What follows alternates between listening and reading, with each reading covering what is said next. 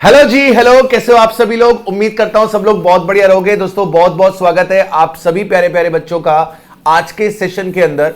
और मित्रों, आज हम इस सेशन में कवर अप करने वाले हैं जीएसटी की अमेंडमेंट्स फॉर जैन 2025। एक्चुअली में इसे अमेंडमेंट नहीं कहना चाहिए, क्योंकि हमने जो भी क्लासेस में पढ़ा था वो बिल्कुल एप्रोप्रिएट पढ़ा था, एक्यूरेट पढ़ा था, उसके अंदर कोई भी चेंजेस नहीं आया है। However, there are certain clarifications जो नई इशू करी गई है, जो हमने क्लास में कवर अप नहीं करी, हम उनको इस लेक्चर के अंदर कवर अप करने वाले हैं। तो जो मई 24 वाले बच्चे हैं, जो सितंबर 24 वाले बच्चे हैं, या जो जैन 25 में एग्जाम देने वाले हैं, हमने जो भी क्लास के अंदर जीएसटी पढ़ी थी उसके अंदर कोई भी चेंज नहीं है। वो आपने जो पढ़ा था एज इट इज एप्लीकेबल है। However, there are certain clarifications issued in some chapters, वो हम इस लेक्चर के अंदर कवर करेंगे एंड आप इसके साथ अपने एग्जाम के लिए तैयार हो जाएंगे। क्लैरिफिकेशंस बहुत इजी हैं, लगभग 10 पेज के अंदर अंदर आपका पूरा का पूरा ये जितना भी जीएसटी का अमेंडमेंट है फॉर जैन 25 वो निपट जाएगा। आप जब आईसीएआई का बुकलेट देखते हो तो उसमें काफी सारी अमेंडमेंट्स आपको दिखेंगी। उनमें से काफी सारी अमेंडमेंट्स, मैं बोलता हूं majority of amendment 70 to 80% already हमारी क्लास में कवर्ड है। तो अननेसेसरली आप पैनिक मत हो कि पता नहीं कितना ज्यादा अमेंडमेंट आ गया। कोई ज्यादा अमेंडमेंट नहीं आया, कुछ बस नई क्लैरिफिकेशंस आई हैं जिन्हें हम आज के सेशन में टेकअप कर लेंगे। तो बच्चे ने मई 24 के लिए तैयारी करी थी, सितंबर 25 के लिए करी थी, या फिर उसने तैयारी करी है जैन 25 के लिए, ये वाला लेक्चर आप देख लो। इसके अलावा अब आपको और कुछ देखने की जरूरत नहीं पड़ने वाली है। राइट, ठीक है मालिक। तो शुरू करते हैं आज के सेशन को। हम बात करने जा रहे हैं अपने पास जीएसटी की अमेंडमेंट्स की for Jain 2025 exam, for Jain 2025 exam. सबसे पहले हमारा जो सप्लाई अंडर जीएसटी है, इसके अंदर क्लैरिफिकेशन आई है फूड एंड बेवरेजेस जो सप्लाई करे जाते हैं सिनेमा हॉल्स में। आप कभी भी मूवी का टिकट बुक कराते हो, थिएटर जाते हो, मल्टीप्लेक्स पे जाते हो मूवी को देखने के लिए, तो बीच में इंटरवल होता है, या ड्यूरिंग द मूवी जब चल रही होती है तो आपको क्रेविंग होती है, तो आप क्या करते हो, बाहर जाते हो, बाहर से पॉपकॉर्न आप ले आते हो, साथ में कोल्ड ड्रिंक आप ले आते हो, बर्गर ले आते हो, वहां पर सैंडविचेस भी मिलते हैं, पिज्जा भी मिलते हैं, है ना। तो जो भी आपके खाने पीने का मन करता है आप बाहर कैंटीन पे जाते हो और कैंटीन से वो लिए अपना लिए खाना लेकर आ जाते हो। तो यहां पर सवाल ये उठ रहा है कि सिनेमा हॉल की जो आपने टिकट बुक कराई, आपने मूवी देखने के लिए जो टिकट बुक कराई, वो तो सप्लाई ऑफ सर्विस है, उसमें तो कोई डाउट नहीं है। लेकिन जो ये फूड एंड बेवरेजेस आपको सिनेमा हॉल में, पीवीआर में, मल्टीप्लेक्स में, कैंटीन्स में जो सप्लाई हो रहा है, इसका क्या करना है। तो भाई क्लैरिफिकेशन आया और कहा गया कि सिनेमा हॉल में आपको जो ये फूड एंड बेवरेजेस सप्लाई करे जाते हैं, इन्हें हम रेस्टोरेंट की सर्विस मान लेंगे। रेस्टोरेंट की सर्विस क्या होती है सर? आपको खाना प्रिपेयर करके दिया जाता है, आपको फूड सप्लाई हो रहा है, फूड गुड है, फूड गुड है, और कुक करके दिया जा रहा है, वो सर्विस है। तो हम लोगों ने स्केड्यूल 2 पढ़ा था और वहां पे पढ़ा था कि जो खाने पीने की सर्विसेज होती है, जो रेस्टोरेंट में काम होता है, वो सप्लाई ऑफ सर्विस होता है।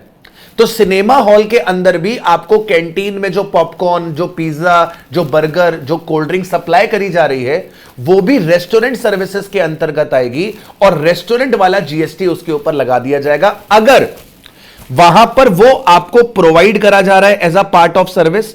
मतलब कि सिनेमा हॉल का अपना कैंटीन है जहां पर वो कुक कर रहे हैं फूड, पिज्जा वहीं पे बन रहा है, बर्गर वहीं पे बन रहा है, समोसा वहीं पे बन रहा है, एंड ये सर्विस आपको सप्लाई करी जा रही है independently of the cinema exhibition service. Independently का मतलब कि सिनेमा एग्जीबिशन सर्विस अलग है, आपने मूवी का टिकट बुक करा वो अलग सर्विस है, और आपने कैंटीन में आके पॉपकॉर्न लिया, पिज्जा लिया, बर्गर लिया, वो अलग सर्विस है। तो अगर रेस्टोरेंट वाला फूड एंड बेवरेजेस आपको सप्लाई करा जा रहा है independently as a part of service, तो बाबू ये आपके पास क्या बन जाएगा? रेस्टोरेंट का सर्विस।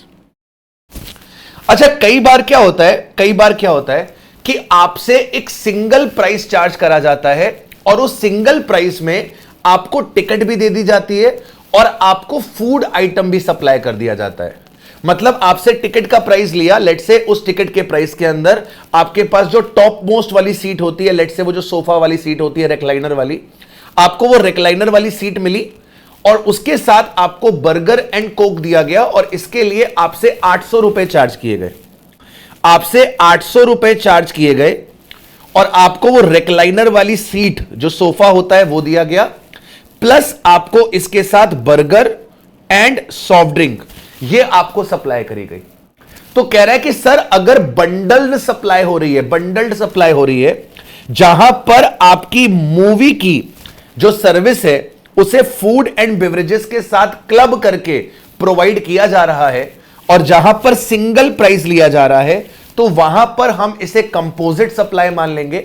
और कंपोजिट सप्लाई के अंदर इसकी जो प्रिंसिपल सप्लाई है, आप पीवीआर में क्या बर्गर और सॉफ्ट ड्रिंक खाने पीने के लिए गए थे? नहीं, आप सिनेमा हॉल में मूवी देखने के लिए गए थे। तो मेन आपकी जो प्रिंसिपल सप्लाई है वो सिनेमा वाली सप्लाई है और इस 800 रुपए पे सिनेमा एग्जीबिशन वाला जीएसटी एप्लीकेबल हो जाएगा। If the supply of cinema tickets and food and beverages is clubbed together, forming a bundled supply, it qualifies as a composite supply. GST will apply at the rate applicable to the cinema exhibition, which is the principal supply. ठीक है sir? Okay. इसके बाद अगला clarification आ रहा है, इसे important mark करो। मुझे ऐसा लगता है कि एग्जाम में आपको यहां से क्वेश्चन देखने को मिलेगा, या तो यहां से वो जो केस बेस्ड क्वेश्चन आता है आपको वो मिलेगा, या तो अलग से इंडिपेंडेंट क्वेश्चन भी इस क्लैरिफिकेशन से आ सकता है। इंपॉर्टेंट है क्लैरिफिकेशन ऑन लायबिलिटी टू पे GST in respect of warranty replacement of parts and repair services during the warranty period. Sir आपने कोई इलेक्ट्रॉनिक आइटम परचेस किया, वो इलेक्ट्रॉनिक आइटम पे जनरली आपको 1 साल का वारंटी मिलता है और उस 1 साल के अंदर आपके प्रोडक्ट में कोई भी खराबी आती है तो उसको रिपेयर करने का सर्विस, और अगर कोई पार्ट बिगड़ जाता है तो उसके पार्ट का रिप्लेसमेंट फ्री ऑफ कॉस्ट आपको प्रोवाइड किया जाता है। लेकिन क्या देखा गया है कि सर यहां पर बहुत बार जो होता है वो डिस्ट्रीब्यूटर, बीच में एक आपका जो सर्विस सेंटर होता है वो इन्वॉल्व होता है और इसमें आपके पास जीएसटी की थोड़ी सी कॉम्प्लिकेशंस निकल कर आते हैं। जैसे ऐसा होता है कि लेट से आपने सैमसंग का एक मोबाइल खरीदा और उस मोबाइल में कोई गड़बड़ी आ गई, तो आप सैमसंग के ऑथोराइज सर्विस सेंटर पे जाओगे। अब यह जरूरी नहीं है कि वो ऑथोराइज सर्विस सेंटर को सैमसंग वाला ही ऑपरेट करता हो। मान लो वो सर्विस सेंटर मेरा है, मैंने सैमसंग के साथ टाई अप कर रखा है कि सैमसंग के कोई भी फोन अगर बिगड़ेंगे तो वो मैं ठीक करूंगा। हम कस्टमर से कोई भी पैसा चार्ज नहीं करेंगे अगर वारंटी में है, लेकिन अगर वारंटी में नहीं है तो हम कस्टमर से पैसा चार्ज करेंगे। और अगर वारंटी वाले प्रोडक्ट की हम सर्विस देंगे, कस्टमर से कोई पैसा चार्ज नहीं करेंगे लेकिन सैमसंग से पैसा चार्ज करेंगे। सर क्या बोला? कुछ नहीं समझा सर, कुछ नहीं समझा सर यहां से निकल गया सर। आराम से समझाता हूं। देखो मैं क्या कह रहा हूं आपसे, मैं आपसे कह रहा हूं जैसे मान लो सैमसंग है, ठीक है, सैमसंग है, सैमसंग का ऑथोराइज सर्विस सेंटर मेरे पास है, सैमसंग का ऑथोराइज सर्विस सेंटर मेरे पास है, ठीक है, और आप हो कस्टमर।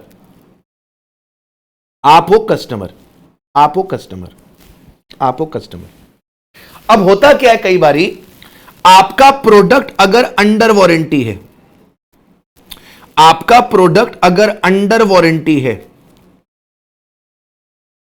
तो आप जब अपना प्रोडक्ट मेरे पास लेकर आओगे तो मैं उस प्रोडक्ट को आपके लिए फ्री ऑफ कॉस्ट ठीक करूंगा, मैं आपको उस प्रोडक्ट को फ्री ऑफ कॉस्ट रिपेयर करके दूंगा क्योंकि आपका प्रोडक्ट अंडर वारंटी है। लेकिन एक बात को समझो, क्या तुमने प्रोडक्ट मेरे से खरीदा है? नहीं, तुमने प्रोडक्ट सैमसंग से खरीदा है। सैमसंग ने अपने सर्विस सेंटर का ठेका मेरे को दे रखा है। सैमसंग ने मेरे को ऑथोराइज कर रखा है, फ्रेंचाइजी दे रखी है कि जसमीत आप हमारा ऑथोराइज सर्विस सेंटर चलाओ। हमारा कस्टमर जब आपके पास आए, अगर अंडर वारंटी वाला फोन आप रिपेयर करना, तो आप कस्टमर से पैसा मत चार्ज करना। आप पैसा किससे चार्ज करना? हमसे। तो मैं आपको obviously free of cost service provide करूंगा। क्योंकि सर आपका प्रोडक्ट अभी अंडर वारंटी है। लेकिन एक बात बताओ, क्या तुमने फोन मेरे से खरीदा? नहीं। क्या मैं यहां पे धर्म का काम करने के लिए बैठा हूं? नहीं, बिजनेस कर रहा हूं। तो मैं अगर तुमको सर्विस दे रहा हूं सैमसंग के बिहाफ पर, तो मैं पैसा किससे चार्ज करूंगा? मैं पैसा चार्ज करूंगा सैमसंग से। मैं सैमसंग से फीस क्या करूंगा? चार्ज करूंगा। मैं सैमसंग से फीस चार्ज करूंगा। तो इस तरीके से बहुत सारे कुछ कॉम्प्लेक्सिटीज निकल कर आते हैं between the manufacturer, between the distributor और service centre and the customer. इनके बीच में वारंटी को लेकर जो भी कार्यक्रम होगा, उन कार्यक्रम को लेकर कुछ इश्यूज आते हैं और उन इश्यूज के ऊपर क्लैरिफिकेशन जारी करे गए हैं। सबसे पहला इश्यू आता है when a manufacturer provides a warranty related replacement. Manufacturer provide warranty related replacement और repair for goods without charging additional consideration. क्या उस पे भी जीएसटी लगेगा? मतलब अंडर वारंटी लेट्स से मेरा ये मोबाइल खराब हो गया, अंडर वारंटी लेट्स से मेरा ये मोबाइल बिगड़ गया, अंडर वारंटी। अब जब ये मोबाइल को मैं सर्विस सेंटर पे लेकर जाऊंगा, तो क्या मुझे उसके लिए कोई पैसे देने पड़ेंगे? क्या अगर इसका कोई पार्ट रिप्लेस होता है अंडर वारंटी, मुझे उसके पैसे देने पड़ेंगे? नहीं सर, आपने ऑलरेडी उसके पैसे दे रखे हैं। आपको पता है, जब आप वारंटी क्लेम करने जाते हो तब आप पैसे नहीं देते। आपने पैसे पता है कब दिए थे? जब आपने ये फोन खरीदा था, क्योंकि इस फोन के साथ 1 ईयर की वारंटी बंडल होकर आई थी। आपने इस फोन के लिए जो भी पैसे दिए थे, उस पैसे में 1 ईयर का वारंटी का पैसा भी इंक्लूडेड था। आप जब वारंटी क्लेम करोगे तो वारंटी की रिपेयर सर्विसेज के टाइम पे आपसे अलग से पैसा नहीं लिया जाएगा। कोई पार्ट का अगर रिप्लेसमेंट होगा तो अलग से पैसा नहीं लिया जाएगा। अब इसके ऊपर कोई जीएसटी नहीं लगेगा, क्योंकि वो ऑलरेडी पहले से लग चुका है जब ये मोबाइल आपको बेचा गया था। देखिए क्या कहता है, the value of the original supply, the value of the original supply already includes the cost of warranty services and GST would have been paid on it at the time of supply।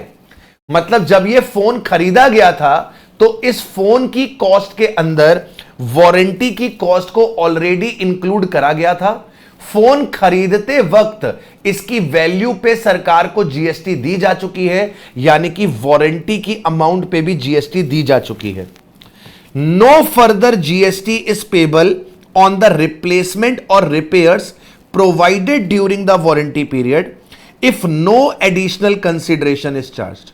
अगर कोई additional condition आपसे charge नहीं करी गई तो आपको यहां पर कोई जीएसटी पे करने का ऑब्लिगेशन निकलकर नहीं आएगा। However, if the manufacturer charges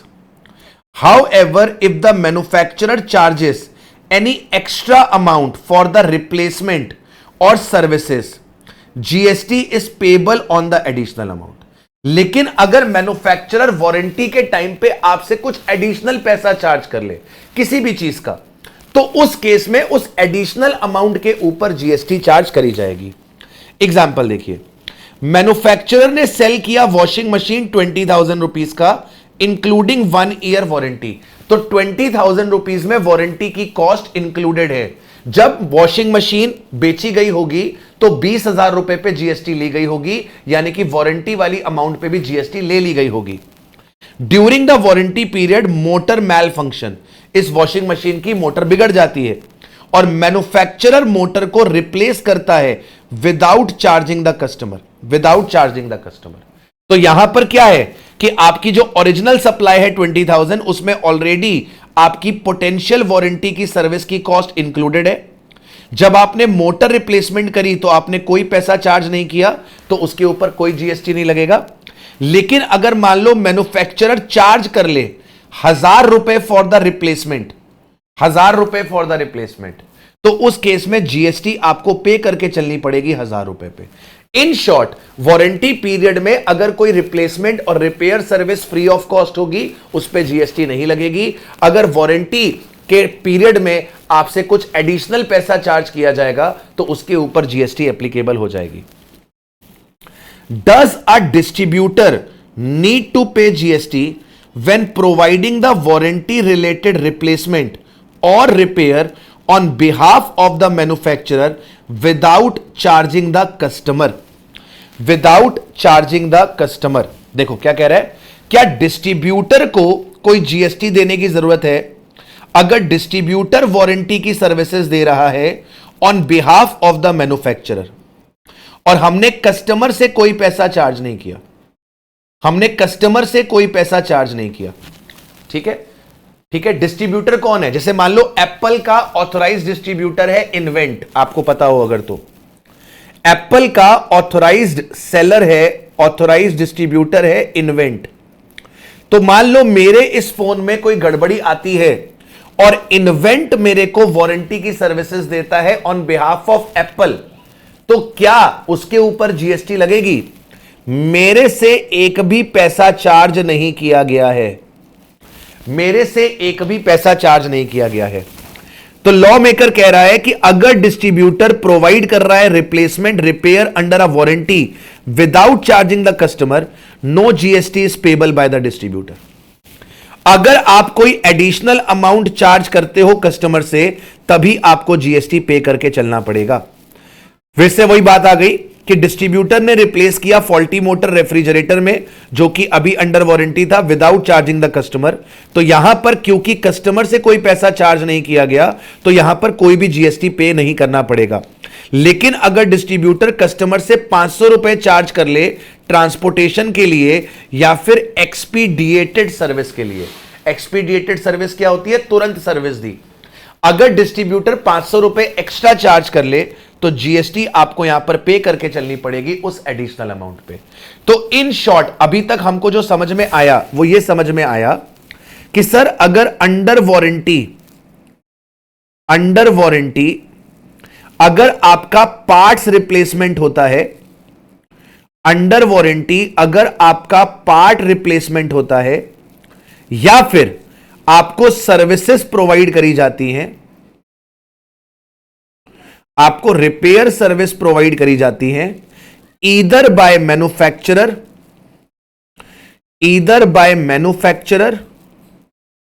और by distributor on behalf of manufacturer, और by distributor on behalf of manufacturer, जिसके लिए आपसे कोई कंसिडरेशन चार्ज नहीं किया गया, जिसके लिए आपसे कोई कंसिडरेशन चार्ज नहीं किया गया, तो उस केस में इस पे कोई जीएसटी नहीं लगेगी, क्योंकि जब आपको माल बेचा गया था तो उस वैल्यू पे ऑलरेडी वारंटी का पैसा इंक्लूड कर लिया गया था, अब अलग से नहीं करा जाएगा। और अगर आपसे कोई एडिशनल कंसिडरेशन चार्ज किया गया, अगर आपसे कोई एडिशनल कंसिडरेशन चार्ज किया गया तो जीएसटी एप्लीकेबल होगी ऑन एडिशनल कंसिडरेशन। ठीक है, ये जो मैं अपने हाथों से लिख रहा हूं इसको आप भी अपने पास नोट कर लीजिए, ये लीजिए, इसको आप भी अपने पास नोट कर लीजिए। राइट, वीडियो को पॉज करके इसको अपने पास नोट कर लीजिए। सिंपल। बढ़ते हैं आगे सर, बढ़ते हैं आगे। Issue number 3, does the replacement of part under warranty involve a taxable supply between the distributor and manufacturer. देखिए देखिए, मान लीजिए मैंने एप्पल का फोन लिया और इस एप्पल के फोन की स्क्रीन बिगड़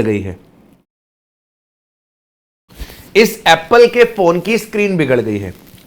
मैं डिस्ट्रीब्यूटर के पास जाता हूं, फोन अभी वारंटी में है। डिस्ट्रीब्यूटर क्या करता है? डिस्ट्रीब्यूटर मेरे के लिए स्क्रीन को रिप्लेस करके दे देता है। डिस्ट्रीब्यूटर मेरे लिए स्क्रीन रिप्लेस कर देता है। मोबाइल का स्क्रीन खराब हो गया है, मोबाइल का स्क्रीन फॉल्टी हो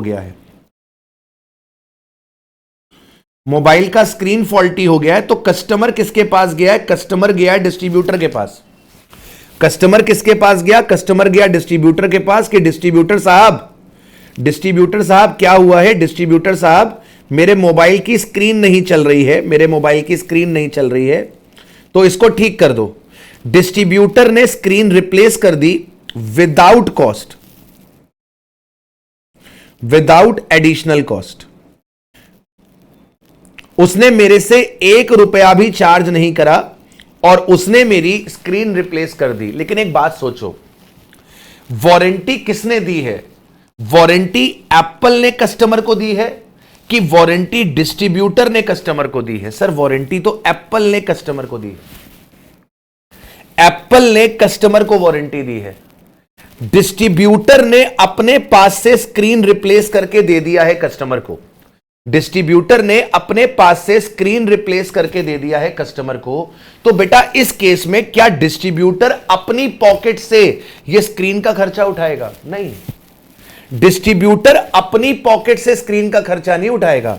ये जो स्क्रीन का रिप्लेसमेंट करा है डिस्ट्रीब्यूटर ने, या तो डिस्ट्रीब्यूटर कहेगा एप्पल से कि एप्पल तुम मुझे ये स्क्रीन रिस्टोर करके दो, एप्पल तुम मुझे ये स्क्रीन भिजवा दो, मैं रिप्लेस कर देता हूं, कस्टमर को दे दूंगा। या तो डिस्ट्रीब्यूटर अपने पास से स्क्रीन कस्टमर को लगा देगा और डिस्ट्रीब्यूटर एप्पल से पैसा चार्ज कर लेगा। या फिर एप्पल क्या करता होगा? एप्पल डिस्ट्रीब्यूटर को स्क्रीन्स तो देता ही होगा, तो उस स्क्रीन्स में से एडजस्ट कर लिया जाएगा। टोटल 4-5 सिनेरियोज यहां पर निकलेंगे, एक एक करके सिनेरियो को देखते हैं। मोटी मोटी चीज समझ में आ गई ना? कस्टमर का फोन बिगड़ गया, कस्टमर डिस्ट्रीब्यूटर के पास गया, डिस्ट्रीब्यूटर ने उसके मोबाइल की स्क्रीन बदल दी ऑन बिहाफ ऑफ मैन्युफैक्चरर।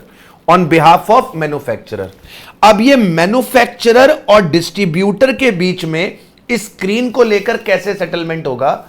क्योंकि वारंटी का पैसा तो एप्पल ने लिया था, एप्पल ने फोन बेचा था कस्टमर को, तो कस्टमर ने पैसा भी एप्पल को दिया था, वारंटी प्रोवाइड करने की जिम्मेदारी भी एप्पल की थी।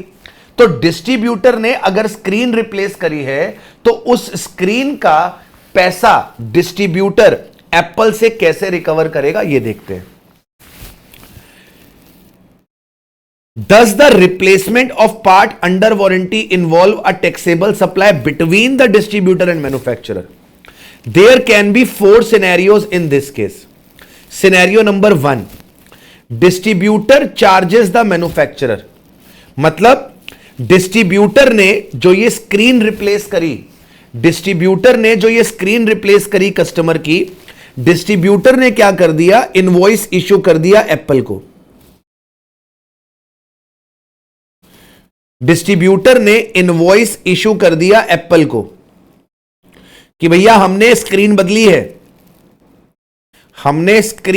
है और ये स्क्रीन की वैल्यू ऑफ सप्लाई 15,000 रुपए की है और इस पे आपको जीएसटी 18% के हिसाब से पे करके चलनी पड़ेगी।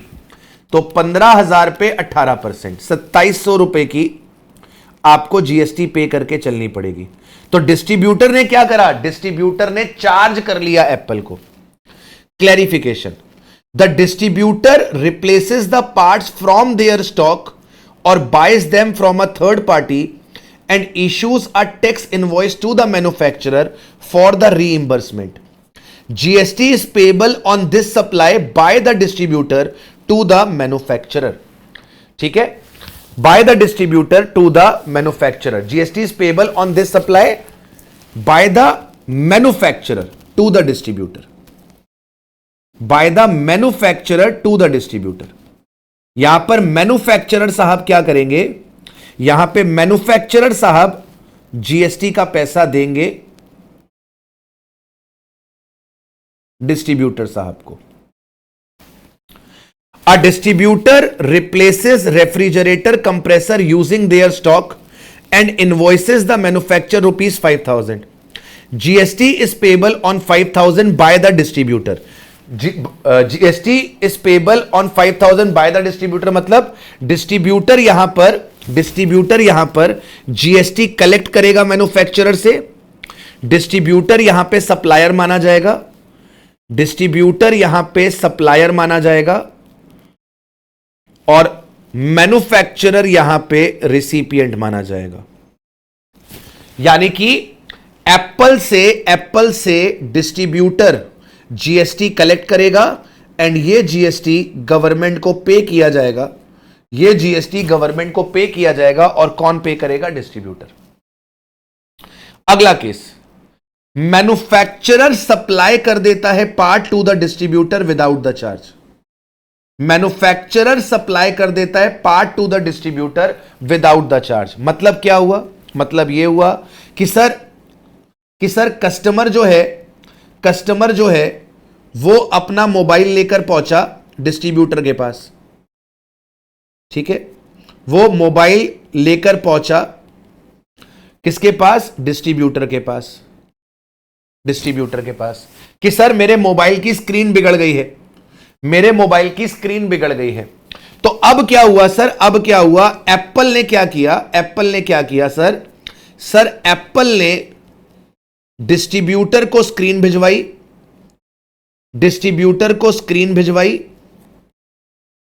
और डिस्ट्रीब्यूटर ने स्क्रीन रिप्लेस करके कस्टमर को दे दी।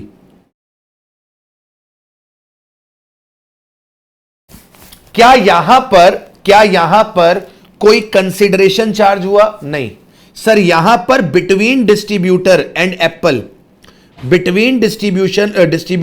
एप्पल यहां पे कोई कंसिडरेशन इन्वॉल्व नहीं है।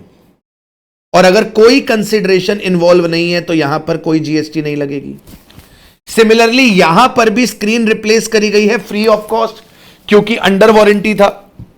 यहां पर भी कोई कंसिडरेशन चार्ज नहीं हुआ और यहां पर भी कोई जीएसटी आपका एप्लीकेबल नहीं होगा। ठीक है, पिछले वाले एग्जाम्पल में क्या हो रहा था? डिस्ट्रीब्यूटर अपने पास से स्क्रीन लगाकर दे रहा था कस्टमर को और डिस्ट्रीब्यूटर फिर उस स्क्रीन का पैसा एप्पल से मांग रहा था। इधर क्या हो रहा है? इधर एप्पल डिस्ट्रीब्यूटर को स्क्रीन भिजवा रही है और डिस्ट्रीब्यूटर वही स्क्रीन को रिप्लेस करके कस्टमर को दे रहा है। मतलब डिस्ट्रीब्यूटर की जेब से कोई पैसा लग ही नहीं रहा। तो जब डिस्ट्रीब्यूटर की जेब से कोई पैसा ही नहीं लग रहा तो जीएसटी क्यों लगेगी? ना यहां पर कोई पैसा इन्वॉल्व हो रहा है, ना यहां पर कोई पैसा इन्वॉल्व हो रहा है। The distributor request the manufacturer for the parts to replace under warranty and the manufacturer provide the parts at no charge. No GST is payable on the supply of the parts by the manufacturer. Distributor request a faulty motor from the manufacturer which is provided free of cost for warranty replacement. No GST is applicable. अगला point आता है credit note issued by the manufacturer. Credit note issued by the manufacturer. समझना बात को।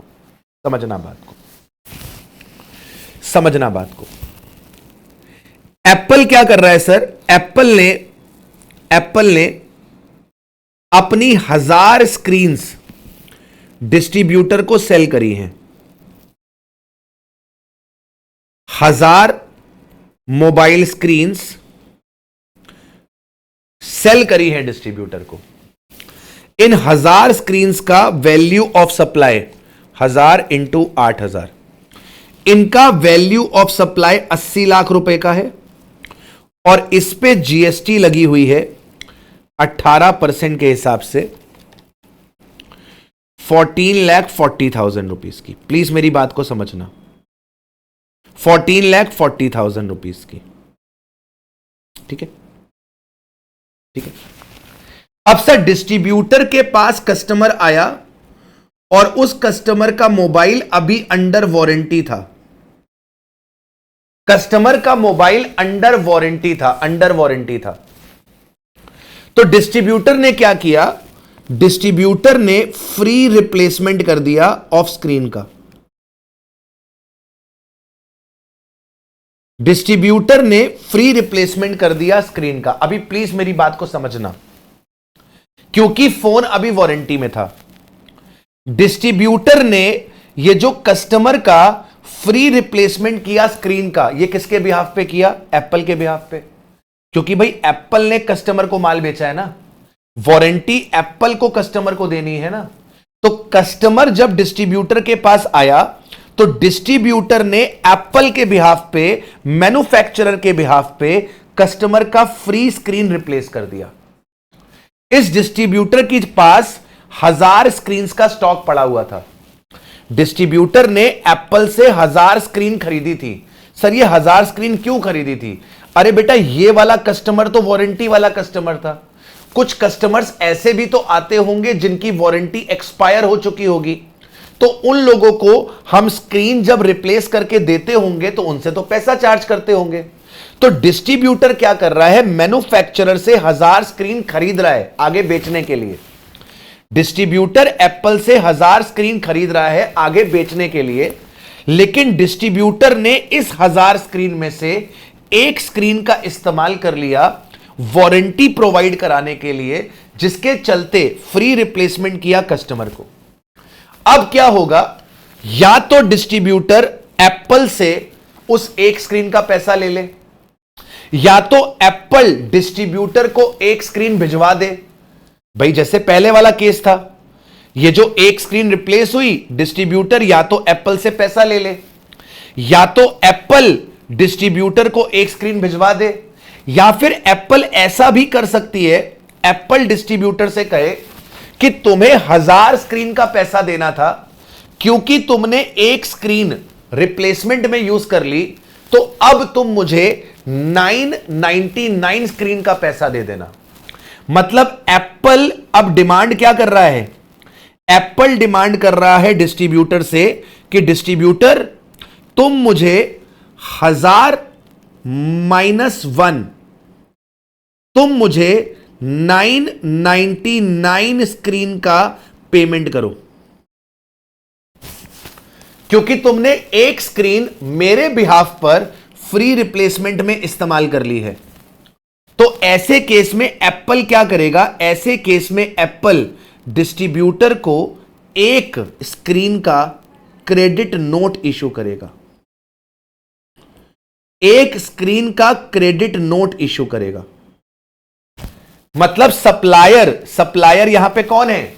Supplier यहां पे Apple है। Apple ने डिस्ट्रीब्यूटर को 1000 स्क्रीन भेजी थी, एप्पल ने डिस्ट्रीब्यूटर को 1000 स्क्रीन बेची थी, जिसमें से एक स्क्रीन डिस्ट्रीब्यूटर ने रिप्लेसमेंट में इस्तेमाल कर ली। तो एप्पल अब डिस्ट्रीब्यूटर से क्या कह रहा है? डिस्ट्रीब्यूटर तुम मुझे 1000 स्क्रीन का पेमेंट मत करो, तुम मुझे 999 स्क्रीन का पेमेंट करो, क्योंकि ये जो एक स्क्रीन तुमने रिप्लेस करी है ये मेरी जिम्मेदारी थी, तुमने मेरी जिम्मेदारी निभाई है, ये एक स्क्रीन का पैसा तुम मुझे कम दे देना। यानी कि एप्पल ने डिस्ट्रीब्यूटर को एक स्क्रीन का क्रेडिट नोट दे दिया, एक स्क्रीन का क्रेडिट नोट दे दिया। इस क्रेडिट नोट से क्या होगा? सर इस क्रेडिट नोट से एप्पल की जीएसटी की लायबिलिटी, एप्पल की जीएसटी की लायबिलिटी कम हो जाएगी और डिस्ट्रीब्यूटर का आईटीसी कम हो जाएगा, डिस्ट्रीब्यूटर का आईटीसी कम हो जाएगा। यानी कि डिस्ट्रीब्यूटर 999 स्क्रीन का ही आईटीसी लेगा और एप्पल 999 स्क्रीन का ही जीएसटी गवर्नमेंट को पे करेगी। एक स्क्रीन जो फ्री रिप्लेसमेंट में इस्तेमाल हो गई है, यह स्क्रीन का पैसा वारंटी वाला था, जो प्रोडक्ट बेचते वक्त एप्पल ने गवर्नमेंट को ऑलरेडी दे दिया होगा। एप्पल ने जब कस्टमर को मोबाइल बेचा होगा तो उसमें वारंटी का पैसा भी इंक्लूडेड था, तो इसका पैसा तो ऑलरेडी सरकार को दिया जा चुका है। यहां पर कोई एडिशनल कंसीडरेशन नहीं आ रही, यहां पर कोई एडिशनल कंसिडरेशन नहीं आ रही, यानी कि यहां पर कोई भी जीएसटी की ऑब्लिगेशन निकलकर नहीं आएगी। देखिए क्या कहता है, the distributor replaces the part using the stock received earlier from the manufacturer. तो मैन्युफैक्चरर से उसके पास 1000 स्क्रीन आई थी, तो डिस्ट्रीब्यूटर के स्टॉक में 1000 स्क्रीन पड़ी थी, उन्हीं 1000 स्क्रीन में से एक स्क्रीन का इस्तेमाल हो गया। The manufacturer issues a credit note for the replace part adjusting the tax liability under section 34(2). 34(2) क्या है? 34(2) आपका क्रेडिट नोट। 34(2) आपका क्या है? Credit note. ठीक है, तो उस एक रिप्लेस पार्ट के लिए वो क्या करेगा? क्रेडिट नोट इशू कर देगा और टैक्स लायबिलिटी एडजस्ट हो जाएगी। टैक्स लायबिलिटी कैसे एडजस्ट होगी? एप्पल की जीएसटी की लायबिलिटी कम हो जाएगी और डिस्ट्रीब्यूटर का आईटीसी कम हो जाएगा उस एक स्क्रीन के क्रेडिट नोट से। अ distributor replaces a fan blade from their stock which was earlier purchase from the manufacturer. The manufacturer issues a credit note for ₹2000 and tax liability is adjusted. अगला, replenishment of distributor stock. Replenishment of the distributor stock. Replenishment का मतलब क्या हो गया? Replenishment का मतलब हो गया कि सर यहां पर आपका जो मैन्युफैक्चरर है वो पार्ट भिजवा देगा, वो पार्ट भिजवा देगा। मतलब डिस्ट्रीब्यूटर पहले अपने स्टॉक में से, डिस्ट्रीब्यूटर लेट से एक एलजी का डिस्ट्रीब्यूटर है, लेट से एक एलजी का डिस्ट्रीब्यूटर है। कस्टमर अपना फ्रिज लेकर यहां पर आया, कस्टमर अपना रेफ्रिजरेटर लेकर इसके पास आया और इसने कस्टमर को कंप्रेसर रिप्लेस करके दिया, कंप्रेसर रिप्लेस करके दिया out of own stock, out of own stock without consideration, out of own stock without consideration. और बाद में एलजी ने सब्सीक्वेंटली एलजी ने इनको कंप्रेसर सप्लाई कर दिया अंडर डिलीवरी चलान। डिलीवरी चलान क्या होती है? जिसमें कोई भी जीएसटी इन्वॉल्व नहीं होती, जिसमें कोई भी जीएसटी इन्वॉल्व नहीं होती। डिलीवरी चलान के अंदर कोई कंसिडरेशन नहीं होता, डिलीवरी चलान के अंदर कोई कंसिडरेशन नहीं होता।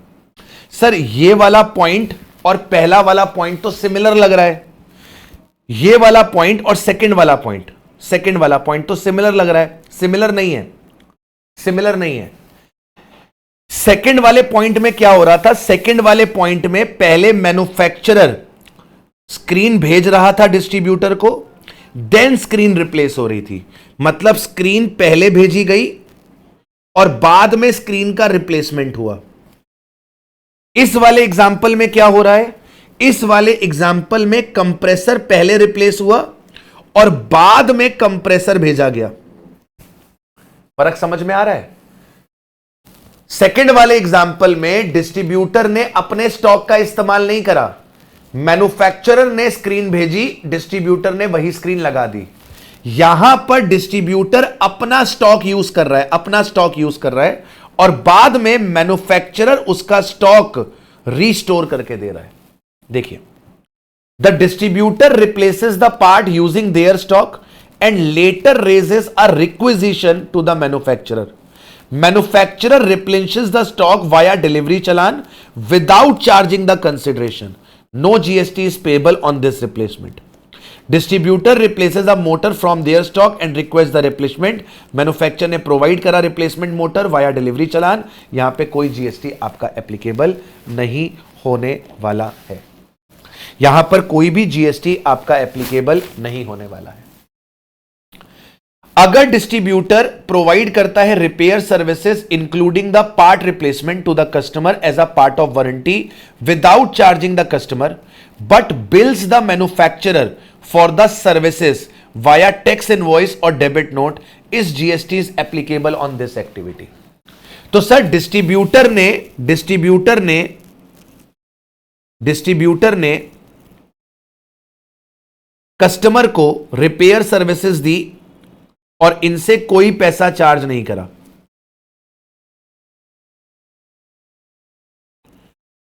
कस्टमर को रिपेयर सर्विसेज दी और इससे कोई पैसा चार्ज नहीं करा, लेकिन डिस्ट्रीब्यूटर ने रिपेयर सर्विसेज की बिलिंग करी मैन्युफैक्चरर को।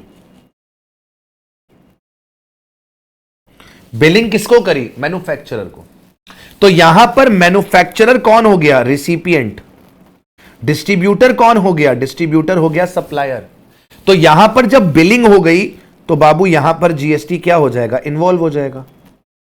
यहां पे डिस्ट्रीब्यूटर मैन्युफैक्चरर से जीएसटी का पैसा रिकवर करेगा और गवर्नमेंट को जमा करेगा। If a distributor provides repair services including the part replacement to the customer as a part of warranty but bills the manufacturer for these services via tax invoice or debit note is GST is applicable on this activity. Distributor is supplying the repair services to the manufacturer who is the recipient. Therefore, GST is payable by the distributor on the services provided to the manufacturer. तो यहां पर distributor क्या करेगा? Manufacturer से GST का पैसा recover करेगा और डिस्ट्रीब्यूटर गवर्नमेंट के पास जीएसटी का पैसा जमा करने के लिए बाध्य है। इसके बाद अगला आता है, sometimes companies provide offer for extended warranty to the customer which can be availed at the time of original supply or just before the expiry of the standard warranty period, whether GST would be payable in both the cases. Extended warranty आपको बेची जाती है जब आप माल खरीदते हो तब, या फिर वारंटी खत्म होने से पहले। ठीक है, मान लो मैंने टीवी खरीदा, मान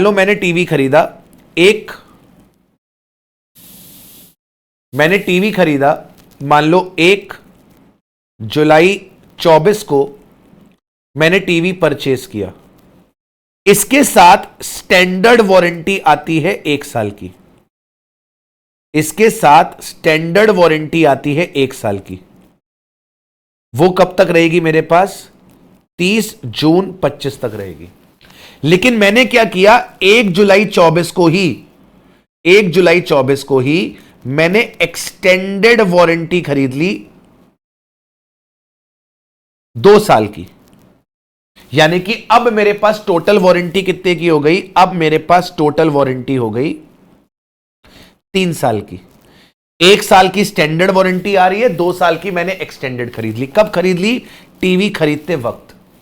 दूसरा केस क्या होता है कि सर आपका सप्लायर आपको ऑप्शन देता है, आपने 1/7/24 को टीवी परचेस किया है, इसके साथ आपको स्टैंडर्ड वारंटी आ रही है 1 साल की। 1 साल की आप कब तक ले सकते हो? इसको 30 जून 24 तक की आपके पास वारंटी है, 30 जून 25 तक की। अब सर आप एक्सटेंडेड वारंटी ले सकते हो, आप एक्सटेंडेड वारंटी परचेस कर सकते हो at any time up to 30 June 25। मतलब जब तक आपकी ये स्टैंडर्ड वारंटी खत्म नहीं होती तब तक आपके पास एक्सटेंडेड वारंटी खरीदने का वक्त है। तो 2 सिचुएशन होती है, आप जब टीवी खरीदते हो तभी एक्सटेंडेड वारंटी ले लेते हो, या फिर आप टीवी खरीदते हो लेकिन एक्सटेंडेड वारंटी आप बाद में खरीदते हो। तो यहां पर कह रहा है कि अगर आपको एक्सटेंडेड वारंटी बेची गई है at the time of original supply, extended warranty अगर आपको ऑफर करी गई है by the same supplier of the good, it is a part of composite supply with the principal supply being the goods, GST is calculated on the total value including the extended warranty. मतलब जब मैं 1 जुलाई को TV खरीद रहा हूं, 1 जुलाई को जब मैं टीवी खरीद रहा हूं और मैं एक्सटेंडेड वारंटी का पैसा भी दे रहा हूं, तो इस एक्सटेंडेड वारंटी के पैसे पर टीवी वाला ही जीएसटी लगेगा। इसे कंपोजिट सप्लाई माना गया है जिसमें प्रिंसिपल सप्लाई टीवी का है, तो टीवी की वैल्यू ऑफ सप्लाई पे तो टीवी की जीएसटी लगेगी ही, एक्सटेंडेड वारंटी पे भी टीवी की ही जीएसटी लग जाएगी। अच्छा, अगर आपने एक्सटेंडेड वारंटी डिफरेंट सप्लायर से खरीदी है तो फिर यह सेपरेट सप्लाई ऑफ सर्विस है और इसका टैक्सेबिलिटी डिस्टिंक्ट सर्विस के तौर पर होगा। सर ऐसा भी होता है? बिल्कुल होता है। जैसे मान लो आपने टीवी खरीदी एसर की, आपने टीवी खरीदी एसर की और एक्सटेंडेड वारंटी भी आपको एसर ने ही दे दी, तो यह कंपोजिट सप्लाई है। लेकिन अगर आपने टीवी खरीदी एसर की और आपको एक्सटेंडेड वारंटी कोई XYZ इंश्योरेंस कंपनी दे रही है, आपको एक्सटेंडेड वारंटी कोई XYZ इंश्योरेंस कंपनी दे रही है, तो बाबू फिर उस केस में यह क्या मानी जाएगी? उस केस में फिर इसको सेपरेट सप्लाई की तरह से डील किया जाएगा। अगर आपको ओरिजिनल सप्लाई के बाद एक्सटेंडेड वारंटी मिलती है, मतलब आपने टीवी खरीद लिया 1 जुलाई को, लेकिन आप वारंटी 1 जुलाई को एक्सटेंड नहीं करवा रहे, एक्सटेंडेड वारंटी आप बाद में कभी ले रहे हो, 30 जून 25 आने के पहले पहले आप एक्सटेंडेड वारंटी ले रहे हो। तो लेट सपोज कर लो कि आपने एक्सटेंडेड वारंटी खरीद ली 1 दिसंबर 24 को, टीवी आपने खरीदा था जुलाई 24 में, एक्सटेंडेड वारंटी आप ले रहे हो दिसंबर 24 में, तो इस केस में क्या होगा? इस केस में यह सेपरेट सप्लाई मानी जाएगी और इस पे जीएसटी एप्लीकेबल होगा सर्विस के तौर पे। सिंपल है। तो अगर अगर अगर अगर एक्सटेंडेड वारंटी का मैं चार्ट दूं आपको, अगर मैं एक्सटेंडेड वारंटी का चार्ट दूं आपको, एक्सटेंडेड वारंटी, अगर आपने इसको परचेस किया, अगर आपने इसको परचेस किया अलोंग विद गुड्स, आपने एक्सटेंडेड वारंटी को परचेस किया अलोंग विद गुड्स, ठीक है, किससे लिया? From good supplier. किससे लिया? फ्रॉम गुड सप्लायर, जिससे आपने गुड्स खरीदे थे उसी से ले लिया, तो फिर यह कंपोजिट सप्लाई है, फिर यह आपकी कंपोजिट सप्लाई है और इसके ऊपर मेन जीएसटी किसकी लगेगी? कंपोजिट वाली लगेगी। और अगर आपने इसे परचेस किया, अगर आपने इसे परचेस किया from different supplier, from different supplier, extended warranty आप परचेस कर सकते हो डिफरेंट सप्लायर से, तो फिर ये आपकी एक सेपरेट सप्लाई है, ये आपका सेपरेट सप्लाई ऑफ सर्विस है, ये आपका सेपरेट सप्लाई ऑफ सर्विस है। और अगर आपने एक्सटेंडेड वारंटी परचेस करी आफ्टर सम टाइम, गुड्स खरीदने के कुछ समय के बाद अगर आपने एक्सटेंडेड वारंटी ली, तो इस केस में क्या होगा? इस केस में भी ये आपके लिए क्या बनेगी? Separate supply of service. उस केस में भी ये आपके लिए क्या बनेगी? Separate supply of service.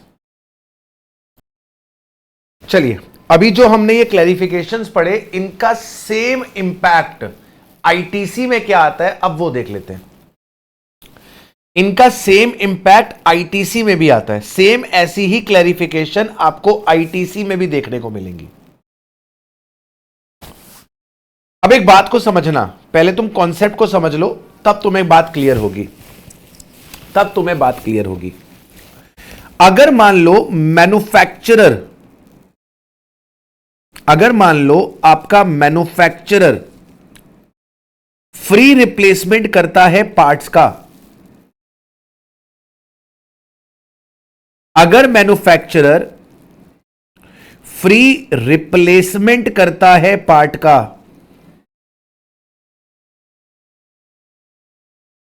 Under warranty, under warranty, without consideration, without consideration, तो जिन पार्ट्स का इस्तेमाल किया गया है रिप्लेसमेंट के अंदर, क्या उनका आईटीसी, क्या उनका आईटीसी मैन्युफैक्चरर को रिवर्स करना है? नहीं।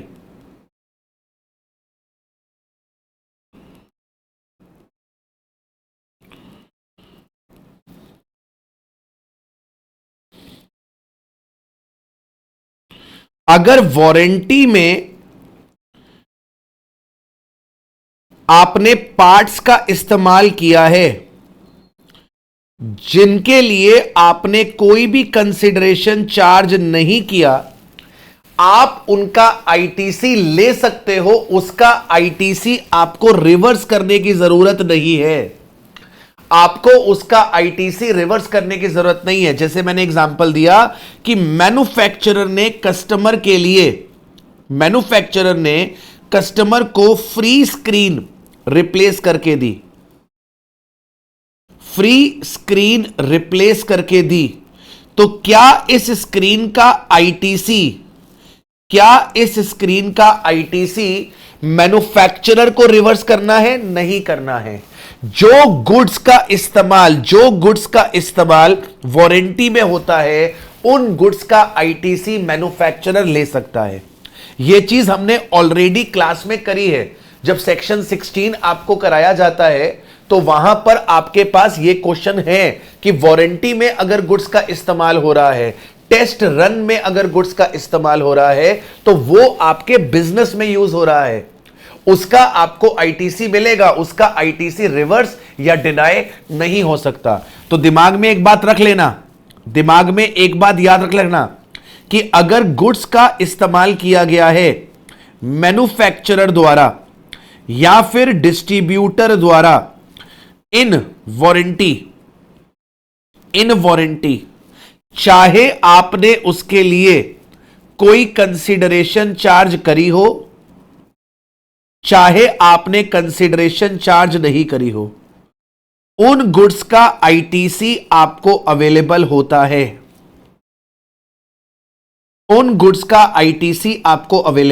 है। अब इस चीज को अपने दिमाग में रखते हुए क्लैरिफिकेशंस को रीड करते हैं। Clarification on the availability of ITC in respect of warranty replacement of part and repair service during the warranty period. ठीक है? There are cases where the original equipment manufacturer offers the warranty for the goods supplied by him to the customer. Original equipment manufacturer में Apple ले लेते हैं कि Apple ने अपना mobile बेचा कस्टमर को, तो एप्पल ने अपने कस्टमर को वारंटी प्रोवाइड करी एंड प्रोवाइड करा रिप्लेसमेंट ऑफ गुड और it's part or repair services to the customer during the warranty period without separately charging any consideration at the time of such replacement or repair service. Customer की under warranty screen खराब हो गई, जिसके चलते Apple ने या तो screen replace कर दी या तो पूरा का पूरा मोबाइल रिप्लेस कर दिया। Whether in such cases manufacturer is required to reverse the ITC in respect of such replacement of goods or its part as the case may be, or supply of repair service as a part of warranty in respect of which no additional consideration is charged from the customer. तो जिन goods का इस्तेमाल किया गया उस warranty को provide करने के लिए, क्या उन गुड्स का आईटीसी रिवर्स करना है? The answer is no. क्योंकि मैन्युफैक्चरर ने जब मोबाइल बेचा था तो उसने मोबाइल के पैसे में वारंटी का पैसा भी चार्ज किया था। तो कल को वारंटी प्रोवाइड करने के लिए कोई गुड्स दिए जाएंगे तो भाई मेरे, उसका आईटीसी आपके पास रहेगा। उसके लिए आपको आईटीसी रिवर्स करने की जरूरत नहीं है। आप अगर कंसीडरेशन चार्ज नहीं कर रहे तो उसे एग्जेम्प्ट सप्लाई मानकर आईटीसी रिवर्स करने की नौबत निकल कर नहीं आएगी। दिमाग में बस एक चीज फिट कर लो, वारंटी में जो गुड्स एंड सर्विसेज इस्तेमाल करे गए हैं वारंटी को देने के लिए, उसका मैन्युफैक्चरर को आईटीसी मिलेगा। मैन्युफैक्चरर को उसका आईटीसी रिवर्स करने की रिक्वायरमेंट नहीं है। Clarification: when a manufacturer provides the warranty service without additional charge during the warranty period, the cost of these services is already included in the value of the original supply. Such warranty services are not exempt supply. Manufacturer is not required to reverse the ITC. Manufacturer is not required to reverse the ITC on the goods or services used for providing these warranty services. Example: manufacturer ABC Limited sells a refrigerator to a customer for 25,000 with a 1-year warranty. Warranty covers the free replacement of defective part. During the warranty period, compressor is replaced without additional charge to the customer. Cost of this replacement is 5,000, is considered as a part of original value. ABC Limited does not need to reverse the ITC on the cost of compressor or repair service because they are included in the taxable value of the original sale. इस 25,000 के price में warranty का price included है, तो कल को अगर आपने कंप्रेसर रिप्लेस किया तो आपको इस कंप्रेसर का आईटीसी मिलेगा, आपको इस कंप्रेसर का आईटीसी अवेलेबल होगा, आपको इसका आईटीसी रिवर्स करने की रिक्वायरमेंट नहीं है. Where the distributor provides the replacement of part to the customer as a part of warranty on behalf of the manufacturer. Distributor ने रिप्लेसमेंट करा है पार्ट का on behalf of the manufacturer. Whether the distributor would be required to reverse the ITC in respect of such replacement. नहीं भाई, distributor को भी reversal की requirement नहीं है. टोटल यहां पर भी 4 केस आएंगे. पहला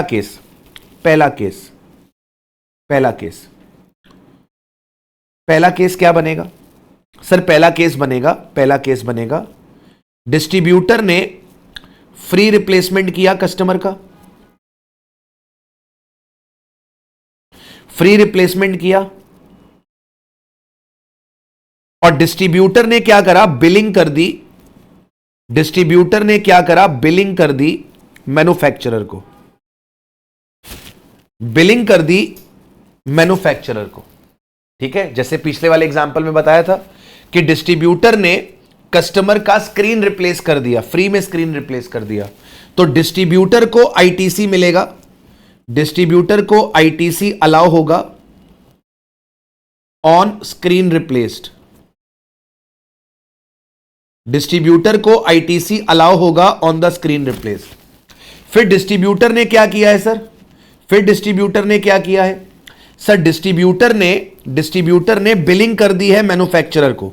डिस्ट्रीब्यूटर ने स्क्रीन का पैसा चार्ज कर लिया है 15,000 रुपए, और डिस्ट्रीब्यूटर ने जीएसटी चार्ज कर ली है 2700 रुपए, 17,700 रुपए. तो डिस्ट्रीब्यूटर 2700 रुपए का जीएसटी गवर्नमेंट को पे करेगा डिस्ट्रीब्यूटर, और इसी 2700 रुपए का आईटीसी अवेलेबल हो जाएगा मैन्युफैक्चरर को.